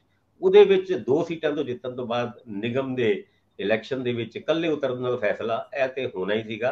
ਪਰ ਯਾਤਰਾ ਫਿਲਹਾਲ ਮਾਹੌਲ ਠੀਕ ਨਹੀਂ ਕਰਕੇ, ਮਾਹੌਲ ਬਣਨਾ ਚਾਹੀਦਾ ਨਾ, ਭਖਣਾ ਚਾਹੀਦਾ। ਤੁਸੀਂ ਕਿਸੇ ਵਿਆਹ ਦੇ ਵਿੱਚ ਵੀ ਜਾਓ ਤੇ ਤੁਹਾਨੂੰ ਡਾਂਸ ਕਰਨ ਦਾ ਮੌਕਾ ਤਾਂ ਹੀ ਮਿਲਦਾ ਜੇ ਉੱਥੇ ਪਹਿਲੇ ਹੀ ਬੰਦੇ ਕੁਝ ਡਾਂਸ ਕਰਦੇ ਹੋਣ। ਉਦਾਂ ਦਾ ਮਾਹੌਲ ਹਜੇ ਨਹੀਂ ਬਣਿਆ ਡਰੱਗ ਦੀ ਯਾਤਰਾ ਨੂੰ ਲੈ ਕੇ ਪੰਜਾਬ ਦੇ ਵਿੱਚ। ਭਾਸਕਰ ਸਾਹਿਬ, ਇੱਕ ਹੋਰ ਥੋੜਾ ਜਿਹਾ ਮੁੱਦਾ ਟੱਚ ਕਰ ਦਿਓ। ਤੁਸੀਂ ਅਕਾਲੀਆਂ ਨੂੰ ਬਹੁਤਾ ਸਮਰਥਨ ਸ਼ਹਿਰਾਂ 'ਚੋਂ ਨਾ ਮਿਲਣ ਦੀ ਗੱਲ ਕੀਤੀ ਆ ਜਲੰਧਰ ਵਾਲੀ ਇਲੈਕਸ਼ਨ ਦੇ ਵਿੱਚ। ਕੱਲ ਜੇਕੇ ਜੈਨ ਜਿਹੜੇ ਪੰਜਾਬ ਟੂਡੇ ਚਲਾਉਂਦੇ ਸੀਗੇ, ਕਾਫੀ ਪ੍ਰੋਮੀਨੈਂਟ ਨੇ ਮੀਡੀਆ ਦੇ ਵਿੱਚ ਚਿਹਰਾ, ਕੱਲ ਉਹ ਗੁਰਬਾਣੀ ਪ੍ਰਸਾਰਨ ਦੇ ਮੁੱਦੇ ਤੇ ਪ੍ਰੈਸ ਕਾਨਫਰੰਸ ਕਰ ਰਹੇ ਸੀਗੇ। ਥੋੜਾ ਜਿਹਾ ਇਸ ਗੱਲ ਨੂੰ ਜ਼ਰੂਰ ਟੱਚ ਕਰ ਦਿਓ। ਦੇਖੋ, ਜੇਕੇ ਜੈਨ ਉਹਨਾਂ ਨੂੰ, ਮੈਨੂੰ ਲੱਗਦਾ ਪੰਜਾਬ ਦੀ ਰਾਜਨੀਤੀ ਨੂੰ 2002 ਤੋਂ ਜਿਹੜਾ ਕਵਰ ਕਰ ਰਿਹਾ ਹੋਏਗਾ ਉਹਨੂੰ ਚੰਗੀ ਤਰ੍ਹਾਂ ਪਤਾ ਹੋਏਗਾ ਜੇਕੇ ਜੈਨ ਉਹਨਾਂ ਦੀ ਕਦੀ ਗੁੱਡੀ ਚੜ੍ਹਦੀ ਸੀ। ਇੰਨੀ ਕੁ ਗੁੱਡੀ ਚੜੀ ਹੋਈ ਸੀ, ਪੰਜਾਬ ਟੂਡੇ ਨਾਂ ਦਾ ਇਹਨਾਂ ਨੇ ਚੈਨਲ ਖੋਲਿਆ ਸੀ, ਉਹਨਾਂ ਨੇ ਆਪਣਾ ਦੁੱਖ ਰੋਇਆ। ਉਹ ਕਹਿੰਦੇ ਐਸਜੀਪੀਸੀ ਦੀ ਗੁਰਬਾਣੀ ਦੇ ਪ੍ਰਸਾਰਣ ਨੂੰ ਲੈ ਕੇ ਮੈਂ ਵੀ ਅਪਰੋਚ ਕੀਤਾ ਸੀ ਔਰ ਮੈਂ ਉਹਨਾਂ ਨੂੰ ਕਿਹਾ ਸੀ ਮੇਰੇ ਤੋਂ ਜਿੰਨੇ ਮਰਜ਼ੀ ਪੈਸੇ ਜਾਂ ਜਿਸ ਤਰ੍ਹਾਂ ਵੀ ਤਰੀਕੇ ਨਾਲ ਮੈਂ ਬਿਲਕੁਲ ਫ੍ਰੀ ਇਹਦਾ ਪ੍ਰਸਾਰਣ ਕਰਨ ਨੂੰ ਤਿਆਰ ਹਾਂ। ਤੇ ਮੈਨੂੰ ਕਹਿ ਦਿੱਤਾ ਗਿਆ ਸੀਗਾ ਕਿ SGPC ਆਪਣਾ ਚੈਨਲ ਸ਼ੁਰੂ ਕਰ ਰਹੀ ਹੈ ਤੇ ਇਸ ਕਰਕੇ ਇਹਦਾ ਕੰਟਰੈਕਟ ਜਾਂ ਠੇਕਾ ਜਾਂ ਕਿਸੇ ਵੀ ਤਰੀਕੇ ਦਾ ਐਗਰੀਮੈਂਟ ਨਹੀਂ ਕਰ ਰਹੇ। ਪਰ ਹੁਣ ਉਹੀ SGPC ਦੇ ਮੁਖੀ ਧਾਮੀ ਸਾਹਿਬ ਕਹਿ ਰਹੇ ਨੇ ਆਪਾਂ ਟੈਂਡਰ ਬੁਲਾ ਰਹੇ ਹਾਂ ਅਗਲੇ ਮਹੀਨੇ, ਉਹ ਜਿਹਨੇ ਵੀ ਉਹ ਟੈਂਡਰ ਭਰਨਾ ਭਰ ਦੋ। ਉਹਨਾਂ ਦਾ ਕਹਿਣਾ ਹੈ ਕਿ ਕੋਈ ਵੀ ਹੋਰ ਬ੍ਰੌਡਕਾਸਟਰ ਜਾਂ ਟੈਲੀਵਿਜ਼ਨ ਚੈਨਲ ਇਸ ਦੇ ਵਾਸਤੇ ਕੈਪੇਬਲ ਨਹੀਂ ਹੈਗਾ ਕਿ ਉਹ ਵਰਲਡ ਵਾਈਡ ਪ੍ਰਸਾਰਣ ਗੁਰਬਾਣੀ ਦਾ ਕਰ ਸਕੇ। ਪਰ ਚਲੋ ਗੱਲਾਂ ਤੇ ਉਹਨਾਂ ਨੇ ਬਹੁਤ ਸਾਰੀ ਕੀਤੀ, ਇਸ ਤੋਂ ਇਲਾਵਾ ਵੀ ਬਹੁਤ ਸਾਰੀ ਉਹਨਾਂ ਦਾ ਦਿਲ ਦਾ ਦੁੱਖ ਦਾ ਦਰਦ ਬਾਹਰ ਆਇਆ ਜਦ ਉਹਨਾਂ ਨੇ ਕਿਹਾ 2007 ਦੇ ਵਿੱਚ ਹਜੇ ਰਿਜ਼ਲਟ ਨਹੀਂ ਆਇਆ ਸੀ। ਰਿਜ਼ਲਟ ਆਉਣ ਤੋਂ ਪਹਿਲੇ ਹੀ ਉਹਨਾਂ ਦੇ ਚੈਨਲ ਨੂੰ ਪੰਜਾਬ ਦੇ ਵਿੱਚ ਬੰਦ ਕਰ ਦਿੱਤਾ ਗਿਆ ਔਰ ਜਦ ਉਹ ਰਿਜ਼ਲਟ ਦੇਖਣ ਤੋਂ ਬਾਅਦ ਜਦ ਬਾਹਰ ਆਏ ਤੇ ਉਹਨਾਂ ਦੀ ਸਿਕਿਉਰਿਟੀ ਵੀ ਨਹੀਂ ਸੀ, ਉਹ ਸਾਰੀ ਵਿਡਰਾ ਹੋ ਚੁੱਕੀ ਸੀ, ਹਜੇ ਸਰਕਾਰ ਦਾ ਫਾਰਮੇਸ਼ਨ ਹੋਣਾ ਸੀਗਾ।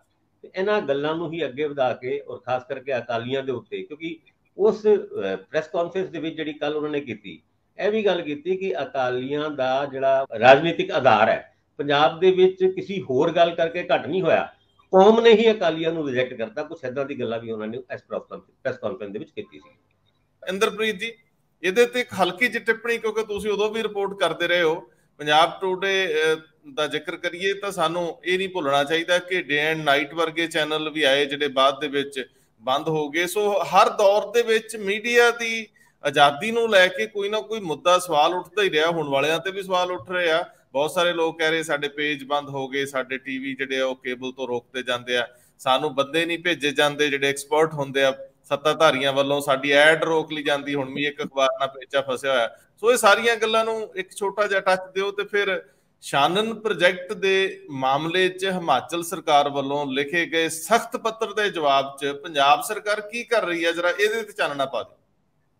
ਰੰਧਾਵਾ ਸਾਹਿਬ, ਇੱਕ ਦੇਖੋ, ਇਹ ਬਿਲਕੁਲ ਠੀਕ ਹੈ ਕਿ ਗਵਰਨਮੈਂਟ ਜਿਹੜੀ ਵੀ ਹੋਵੇ ਉਹ ਮੀਡੀਆ ਦੀ ਆਵਾਜ਼ ਨੂੰ ਦਬਾਉਣ ਲਈ ਹਰ ਸੰਭਵ ਕੋਸ਼ਿਸ਼ ਕਰਦੀ ਹੈ। ਔਰ ਇਹਦੀ ਸ਼ੁਰੂਆਤ ਠੀਕ ਕਹਿ ਰਿਹਾ ਹੈ ਭਾਸਕਰ ਸਾਹਿਬ ਨੇ ਜੋ ਕਿਹਾ ਹੈ, ਜੈਨ ਸਾਹਿਬ ਤੋਂ ਹੀ ਸ਼ੁਰੂਆਤ ਹੋਈ ਸੀ। ਉਦੋਂ ਜੈਨ ਸਾਹਿਬ ਨੂੰ ਸਾਰਾ ਇਹ ਦਿੱਤਾ ਸੀ ਕਾਰੋਬਾਰ ਤੇ ਬਾਕੀ ਮੀਡੀਆ ਵਾਲੇ ਰੋਲਾ ਪਾਉਂਦੇ ਸੀ। ਮੈਨੂੰ ਯਾਦ ਹੈ ਵਿਧਾਨ ਸਭਾ ਦੇ ਵਿੱਚ ਇੱਕ ਵਾਰੀ ਪੇਸ਼ ਵੀ ਹੋਇਆ ਸੀ ਅੰਕੜਾ, ਸ਼ਾਇਦ ਮਨਪ੍ਰੀਤ ਬਾਦਲ ਹੋਰਾਂ ਨੇ ਲਿੱਤਾ ਸੀਗਾ ਇੱਕ ਕੁਐਸਚਨ ਲਗਾ ਕੇ, ਉਹਦੇ 'ਚ ਇਹੀ ਕਿਹਾ ਗਿਆ ਸੀ ਕਿ 92% ਜਿਹੜੀ ਐਡਵਰਟਾਈਜ਼ਮੈਂਟ ਹੈ ਉਹ ਕੱਲੇ ਪੰਜਾਬ ਟੂਡੇ ਨੂੰ ਮਿਲੀ ਹੈ, ਯਾਨੀ ਕਿ ਬਾਕੀ ਤੁਸੀਂ ਲਗਾ ਲਓ 8% ਰਹਿ ਗਿਆ। 8% 'ਚ ਸਾਰੇ ਜਿਹੜੇ ਹੋਰ ਟੀਵੀ ਚੈਨਲ ਹੋਣਗੇ ਜਾਂ ਹੋਰ ਜਿੰਨੀਆਂ ਵੀ ਚੀਜ਼ਾਂ ਹੈਗੀਆਂ ਨੇ ਉਹ ਉਹਨਾਂ ਨੂੰ ਮਿਲਿਆ। ਸੋ ਜਦੋਂ ਹੀ ਸੱਤਾ ਚੇਂਜ ਹੋਈ ਤਾਂ ਉਹੀ ਚੀਜ਼ ਅਕਾਲੀ ਦਲ ਨੇ ਸ਼ੁਰੂ ਕਰਤੀ, ਉਹਨਾਂ ਨੇ ਜੈਨ ਸਾਹਿਬ ਨੂੰ ਸਾਈਡਲਾਈਨ ਕਰਕੇ ਆਪਣਾ ਕਰ ਲਿਆ। ਤੇ ਸੋ ਇਸ ਤਰ੍ਹਾਂ ਦੀਆਂ ਚੀਜ਼ਾਂ ਅਕਾਲੀ ਦਲ ਦੇ ਟਾਈਮ 'ਚ ਵੀ ਹੋਈਆਂ ਨੇ ਤੇ ਕਾਂਗਰਸ ਦੇ ਟਾਈਮ 'ਚ ਵੀ ਹੋਈਆਂ ਨੇ, ਹੁਣ ਆਮ ਆਦਮੀ ਪਾਰਟੀ ਦੇ ਟਾਈਮ 'ਚ ਵੀ ਹੋਈਆਂ ਨੇ। ਕੱਲ ਪਰਸੋਂ ਹੀ ਮੈਨੂੰ ਕੋਈ ਕਹਿ ਰਿਹਾ ਸੀ ਵੀ ਜਿਨ੍ਹਾਂ ਦੇ ਪੇਜ ਮਤਲਬ ਰੋਕੇ ਗਏ ਆ ਉਹ ਸਾਰਿਆਂ ਦੇ ਪੇਜ ਬਹਾਲ ਕਰਤੇ ਆ। ਇਹ ਇੱਕ ਚੰਗਾ ਕਦਮ ਹੋਊਗਾ। ਮੈਨੂੰ ਲੱਗਦਾ ਕਿ ਘੱਟੋ ਘੱਟ ਭਗਵੰਤ ਮਾਨ ਹੋਣਾ ਨੂੰ ਇਸ ਪੱਖੋਂ ਜਿਹੜਾ ਧਿਆਨ ਰੱਖਣਾ ਚਾਹੀਦਾ ਕਿ ਉਹ ਖੁੱਲੀ ਪ੍ਰੈਸ ਦੇ ਮੁਦਈ ਰਹੇ ਨੇ, ਬਹੁਤ ਸਾਲਾਂ ਤੋਂ ਉਹ ਜਿੰਨਾ ਟਾਈਮ ਵੀ ਆਪੋਜੀਸ਼ਨ 'ਚ ਰਹੇ ਨੇ ਇਹ ਸਵਾਲ ਉਠਾਉਂਦੇ ਰਹੇ ਨੇ। ਪਰ ਜੇ ਉਹ ਆਪਣੀ ਸਰਕਾਰ 'ਚ ਆ ਕੇ ਇਹੀ ਕੰਮ ਕਰਨਗੇ ਤਾਂ ਫਿਰ ਮੈਨੂੰ ਲੱਗਦਾ ਫਿਰ ਦੂਜਿਆਂ ਤੇ ਇਹਨਾਂ ਦੇ ਵਿੱਚ ਕੋਈ ਫਰਕ ਨਹੀਂ ਰਹੂਗਾ। ਲੋਕਾਂ ਨੇ ਇਹਨਾਂ ਨੂੰ ਦੂਜਿਆਂ ਨਾਲੋਂ ਅੱਡ ਹੋ ਕੇ ਹੀ 92 ਸੀਟਾਂ ਦਿੱਤੀਆਂ ਨੇ, ਸੋ ਇਹ ਅੱਡ ਹੋਇਆ ਉਹਨਾਂ ਨੂੰ ਦਿਖਾਣਾ ਵੀ ਪਊਗਾ। ਸੋ ਇਹ ਜਿਹੜੀ ਤੁਸੀਂ ਆਵਾਜ਼ ਦਬਾਉਣ ਦੀ ਗੱਲ ਕੀਤੀ ਹੈ, ਮੈਂ ਇਹ ਮੰਨਦਾ ਕਿ ਸਾਰੀਆਂ ਹੀ ਜਿੰਨੀਆਂ ਸੱਤਾਧਾਰੀ ਪਾਰਟੀਆਂ ਹੁੰਦੀਆਂ ਨੇ ਉਹ ਦਬਾਉਂਦੀਆਂ ਹੀ ਨੇ।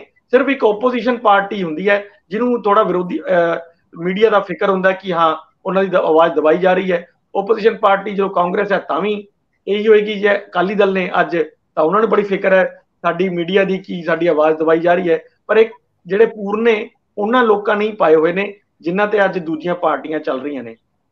ਦੂਜੀ ਗੱਲ ਤੁਸੀਂ ਸ਼ਾਨਨ ਪ੍ਰੋਜੈਕਟ ਦੀ ਕੀਤੀ ਹੈ। ਦੇਖੋ, ਸ਼ਾਨਨ ਪ੍ਰੋਜੈਕਟ ਸਾਡੇ ਲਈ ਬੜਾ ਪ੍ਰੈਸਟੀਜੀਅਸ ਪ੍ਰੋਜੈਕਟ ਹੈ। 110 ਮੈਗਾਵਾਟ ਬਿਜਲੀ ਸਾਨੂੰ ਉੱਥੋਂ ਮਿਲਦੀ ਹੈ, ਬੜੀ ਸਸਤੀ ਦਰ ਤੇ ਮਿਲਦੀ ਹੈ ਔਰ 100 ਸਾਲ ਪੁਰਾਣਾ ਪ੍ਰੋਜੈਕਟ ਹੈ, ਲਗਭਗ 100 ਸਾਲ ਉਹਨੂੰ ਹੋਣ ਵਾਲੇ ਹੋ ਗਏ ਹੈ। ਔਰ ਇਹ 99 ਸਾਲਾ ਲੀਜ਼ ਤੇ ਬ੍ਰਿਟਿਸ਼ ਸਰਕਾਰ ਤੇ ਮੰਡੀ ਦੇ ਰਾਜਾ ਜਿਹੜੇ ਹੈਗੇ ਜੋਗਿੰਦਰ ਸਿੰਘ ਬਹਾਦਰ, ਉਹਨਾਂ ਦੇ ਵਿੱਚ 99 ਸਾਲਾ ਲੀਜ਼ ਹੋਈ ਸੀ। ਪਰ ਉਸ ਤੋਂ ਬਾਅਦ ਜਦੋਂ ਅਸੀਂ ਆਜ਼ਾਦ ਹੋ ਗਏ ਤਾਂ ਫਿਰ ਇਹ ਜਿੰਨੀਆਂ ਵੀ ਹੋਈਆਂ ਸੀ ਸਮਝੌਤੇ ਉਹ ਸਾਰੇ ਹੀ ਰੱਦ ਹੋ ਗਏ ਸੀਗੇ। ਤੇ ਇਸ ਦੇ ਬਾਰੇ ਮੈਂ ਇਹ ਤਾਂ ਹੈ ਹੀ ਹੈ, ਇਹਦੇ ਚ ਥੋੜਾ ਜਿਹਾ ਮੈਂ ਤੁਹਾਨੂੰ ਦੱਸ ਦੇਣਾ ਕਿ ਬਾਅਦ ਚ ਗਵਰਨਮੈਂਟ ਆਫ ਇੰਡੀਆ ਨੇ ਵੀ ਇਹ ਕਲੀਅਰ ਕਰਤਾ ਕਿ ਇਹ ਪ੍ਰੋਜੈਕਟ ਜਿਹੜਾ ਹੈ ਪੰਜਾਬ ਰੀਆਰਗੇਨਾਈਜੇਸ਼ਨ ਐਕਟ ਦੇ ਅਧੀਨ ਜਿਹੜਾ ਹੈ ਪੰਜਾਬ ਨੂੰ ਮਿਲਿਆ ਹੋਇਆ। ਕੋਰਟਾਂ ਦੇ ਵਿੱਚ ਜਾ ਚੁੱਕੇ ਆ, ਉੱਥੇ ਵੀ ਗਵਰਨਮੈਂਟ ਆਫ ਇੰਡੀਆ ਨੇ ਕਲੈਰਿਟੀ ਦਿੱਤੀ ਹੋਈ ਹੈ ਵੀ ਤੁਹਾਡਾ ਇਸ ਪ੍ਰੋਜੈਕਟ ਨਾਲ ਕੋਈ ਲੈਣਾ ਦੇਣਾ ਨਹੀਂ ਹੈ, ਪੰਜਾਬ ਦਾ, ਪੰਜਾਬ ਦੀ ਹੋਈ ਇਹਦੇ ਵਿੱਚ ਇਨਵੈਸਟਮੈਂਟ ਲੱਗੀ ਹੋਈ ਹੈ। ਔਰ ਸਾਰਾ ਹੁਣ ਵੀ ਜਦੋਂ ਵੀ ਕੁਝ ਇਨਵੈਸਟਮੈਂਟ ਉੱਥੇ ਲਗਾਣੀ ਪੈਂਦੀ ਹੈ, ਜੋ ਠੀਕ ਕਰਨੇ ਪੈਂਦੇ ਆ, ਉਹ ਸਾਰਾ ਪੰਜਾਬ ਹੀ ਕਰਦਾ। ਸੋ ਉਹਨਾਂ ਦਾ ਕੋਈ ਨਹੀਂ ਹੈ। ਇਹ ਕਲੈਰਿਟੀ ਨਾਲ ਕਿਆ ਹੋਇਆ, ਦੇਖੋ ਇਸ ਗੱਲ ਤੋਂ ਸਾਨੂੰ ਸਮਝਣਾ ਚਾਹੀਦਾ, ਜਦੋਂ ਇੱਕ ਸਮਝੌਤਾ ਗੰਗ ਨਹਿਰ ਨੂੰ ਲੈ ਕੇ ਹੋਇਆ ਕਿ ਬ੍ਰਿਟਿਸ਼ ਸਰਕਾਰ ਦੇ ਵਿੱਚ, ਉਦੋਂ ਦੀ ਬ੍ਰਿਟਿਸ਼ ਸਰਕਾਰ ਸੀ ਜਿਹੜੀ, ਉਹਦੇ ਵਿੱਚ ਔਰ ਗੰਗ ਨਹਿਰ ਮਹਾਰਾਜਾ ਗੰਗ ਸਿੰਘ ਦੇ ਵਿੱਚ ਹੋਇਆ ਸੀ ਕਿ ਪਾਣੀ ਜਿਹੜਾ ਹੈ ਉਹਦਾ ਮੁੱਲ ਉਤਾਰਿਆ ਜਾਏਗਾ, ਜਿਹੜਾ ਅਸੀਂ ਪੰਜਾਬ ਤੋਂ ਪਾਣੀ ਲਵਾਂਗੇ ਉਹਦਾ ਮੁੱਲ ਵੀ ਦਿੰਦੇ ਸੀ। ਉਹ ਲਾਸਟ ਚੈੱਕ 1,48,000 ਦਾ ਪੇ ਹੋਇਆ 1948 ਦੇ ਵਿੱਚ। ਆਜ਼ਾਦੀ ਤੋਂ ਬਾਅਦ ਇਹ ਸਾਰੀਆਂ ਚੀਜ਼ਾਂ ਖਤਮ ਹੋ ਗਈਆਂ, ਅੱਜ ਤੱਕ ਸਾਨੂੰ ਕਦੀ ਪੈਸਾ ਨਹੀਂ ਮਿਲਿਆ। ਉਹ ਬਹੁਤ ਵਾਰੀ ਇਹ ਇਸ਼ੂ ਉਠਾਉਂਦੇ ਰਹੇ ਹੈ, ਚਾਹੇ ਬੈਂਸ ਬ੍ਰਦਰਸ ਹੋਣ, ਚਾਹੇ ਪਿਛਲੀ ਵਾਰੀ ਤੁਹਾਨੂੰ ਯਾਦ ਹੋਊਗਾ ਪਾਸ ਵੀ ਹੋਇਆ ਸੀ ਇੱਥੇ, ਆਮ ਆਦਮੀ ਪਾਰਟੀ ਦੀ ਸਰਕਾਰ ਦੇ ਵਿੱਚ ਵਿਧਾਨ ਸਭਾ ਦੇ ਵਿੱਚ ਇਹ ਪਾਸ ਹੋਇਆ ਕਿ ਇਹ ਜਿਹੜੀਆਂ ਸਟੇਟਾਂ ਨੇ ਇਹਨਾਂ ਤੋਂ ਅਸੀਂ ਮੁੱਲ ਲਵਾਂਗੇ। ਤੇ ਲੇਕਿਨ ਹੁਣ ਚੁੱਪ ਹੋਏ ਪਏ ਨੇ ਸਾਰੇ, ਹੁਣ ਕੋਈ ਨਹੀਂ ਬੋਲ ਰਿਹਾ। ਉਹ ਇਸੇ ਕਰਕੇ ਨਹੀਂ ਬੋਲ ਰਿਹਾ ਕਿ ਉਹ ਜਿਹੜੇ ਸਮਝੌਤੇ ਪਹਿਲਾਂ ਹੋਏ ਨੇ ਆਜ਼ਾਦੀ ਤੋਂ ਬਾਅਦ, ਉਹ ਸਾਰੇ ਸਮਝੌਤੇ ਇਹ ਕਹਿ ਰਿਹਾ ਕਿ ਰੱਦ ਹੀ ਹੋ ਗਏ। ਜੇ ਉਹ ਰੱਦ ਹੋ ਗਿਆ ਸਾਨੂੰ ਪਾਣੀ ਦੇਣ ਵਾਲਾ, ਤੇ ਫਿਰ ਸ਼ਾਨਨ ਪ੍ਰੋਜੈਕਟ ਵਾਲਾ ਕਿਵੇਂ ਰਹਿ ਸਕਦਾ? ਉਹ ਵੀ ਫਿਰ ਰੱਦ ਹੀ ਹੋਊਗਾ, ਰੱਦ ਹੋਇਆ ਹੀ ਹੋਇਆ। ਔਰ ਗਵਰਨਮੈਂਟ ਆਫ ਇੰਡੀਆ ਨੇ ਦੋਨਾਂ ਸਟੇਟਾਂ ਨੂੰ ਬਹੁਤ ਕਲੈਰਿਟੀ ਨਾਲ ਕਿਹਾ ਹੋਇਆ, ਪਰ ਕਿਉਂਕਿ ਹਰ ਵਾਰ ਇਲੈਕਸ਼ਨ 'ਚ ਜਦੋਂ ਵੀ ਕੋਈ ਇਲੈਕਸ਼ਨ ਹੁੰਦਾ, ਚਾਹੇ 24 ਦਾ ਹੋਵੇ, ਚਾਹੇ ਉਹਨਾਂ ਦਾ ਆਮ ਇਲੈਕਸ਼ਨ ਹੋਵੇ, ਇਹ ਇਸ਼ੂ ਜ਼ਰੂਰ ਉੱਭਰ ਕੇ ਸਾਹਮਣੇ ਆ ਜਾਂਦਾ ਹੈ। ਪਰ ਪਤਾ ਇਹ ਸਾਰਿਆਂ ਨੂੰ ਹੀ ਹੈ, ਹਿਮਾਚਲ ਨੂੰ ਵੀ ਪਤਾ ਹੈ ਕਿ ਸਾਡਾ ਇਹਦੇ 'ਚ ਕੋਈ ਲੈਣਾ ਦੇਣਾ ਨਹੀਂ, ਲੇਕਿਨ ਆਪਣੇ ਲੋਕਾਂ ਨੂੰ ਪਲੀਜ਼ ਕਰਨ ਵਾਸਤੇ, ਇਲੈਕਸ਼ਨਾਂ 'ਚ ਜਾਣ ਵਾਸਤੇ ਇਸ ਤਰ੍ਹਾਂ ਦੇ ਇਸ਼ੂ ਜਿਹੜੇ ਹੈਗੇ ਆ ਉਹ ਉਠਾਉਂਦੇ ਰਹਿੰਦੇ ਆ। ਚਲੋ ਪੰਜਾਬ ਸਰਕਾਰ ਨੂੰ ਜੇ ਕਿਸੇ ਪੱਤਰ, ਜੇ ਕੋਈ ਗੈਰ ਸਿਧਾਂਤਕ ਪੱਤਰ ਆਇਆ, ਗਲਤ ਪੱਤਰ ਆਇਆ ਟੈਕਨੀਕਲੀ, ਤੇ ਉਹਨੂੰ ਠੋਸ ਤੱਥਾਂ ਦੇ ਆਧਾਰ ਤੇ ਉਹਦਾ ਜਵਾਬ ਦੇਣਾ ਚਾਹੀਦਾ। ਔਰ ਇਹ ਪਤਾ ਲੱਗਿਆ ਸੀ ਕਿ ਇੱਕ ਕੇਸ ਹਾਈ ਕੋਰਟ ਦੇ ਵਿੱਚ ਵੀ ਇਸ ਸੰਬੰਧੀ, ਹਿਮਾਚਲ ਹਾਈ ਕੋਰਟ ਦੇ ਵਿੱਚ ਚੱਲ ਰਿਹਾ, ਉੱਥੇ ਵੀ ਕੋਈ ਚੰਗੇ ਵਕੀਲ ਭੇਜੋ, ਡੇਟਾ ਇਹਨਾਂ ਲਈ ਜਾਇਆ ਕਰੋ। ਬਹੁਤ ਮਿਹਰਬਾਨੀ, ਬਹੁਤ ਧੰਨਵਾਦ। ਧੰਨਵਾਦ ਜੀ।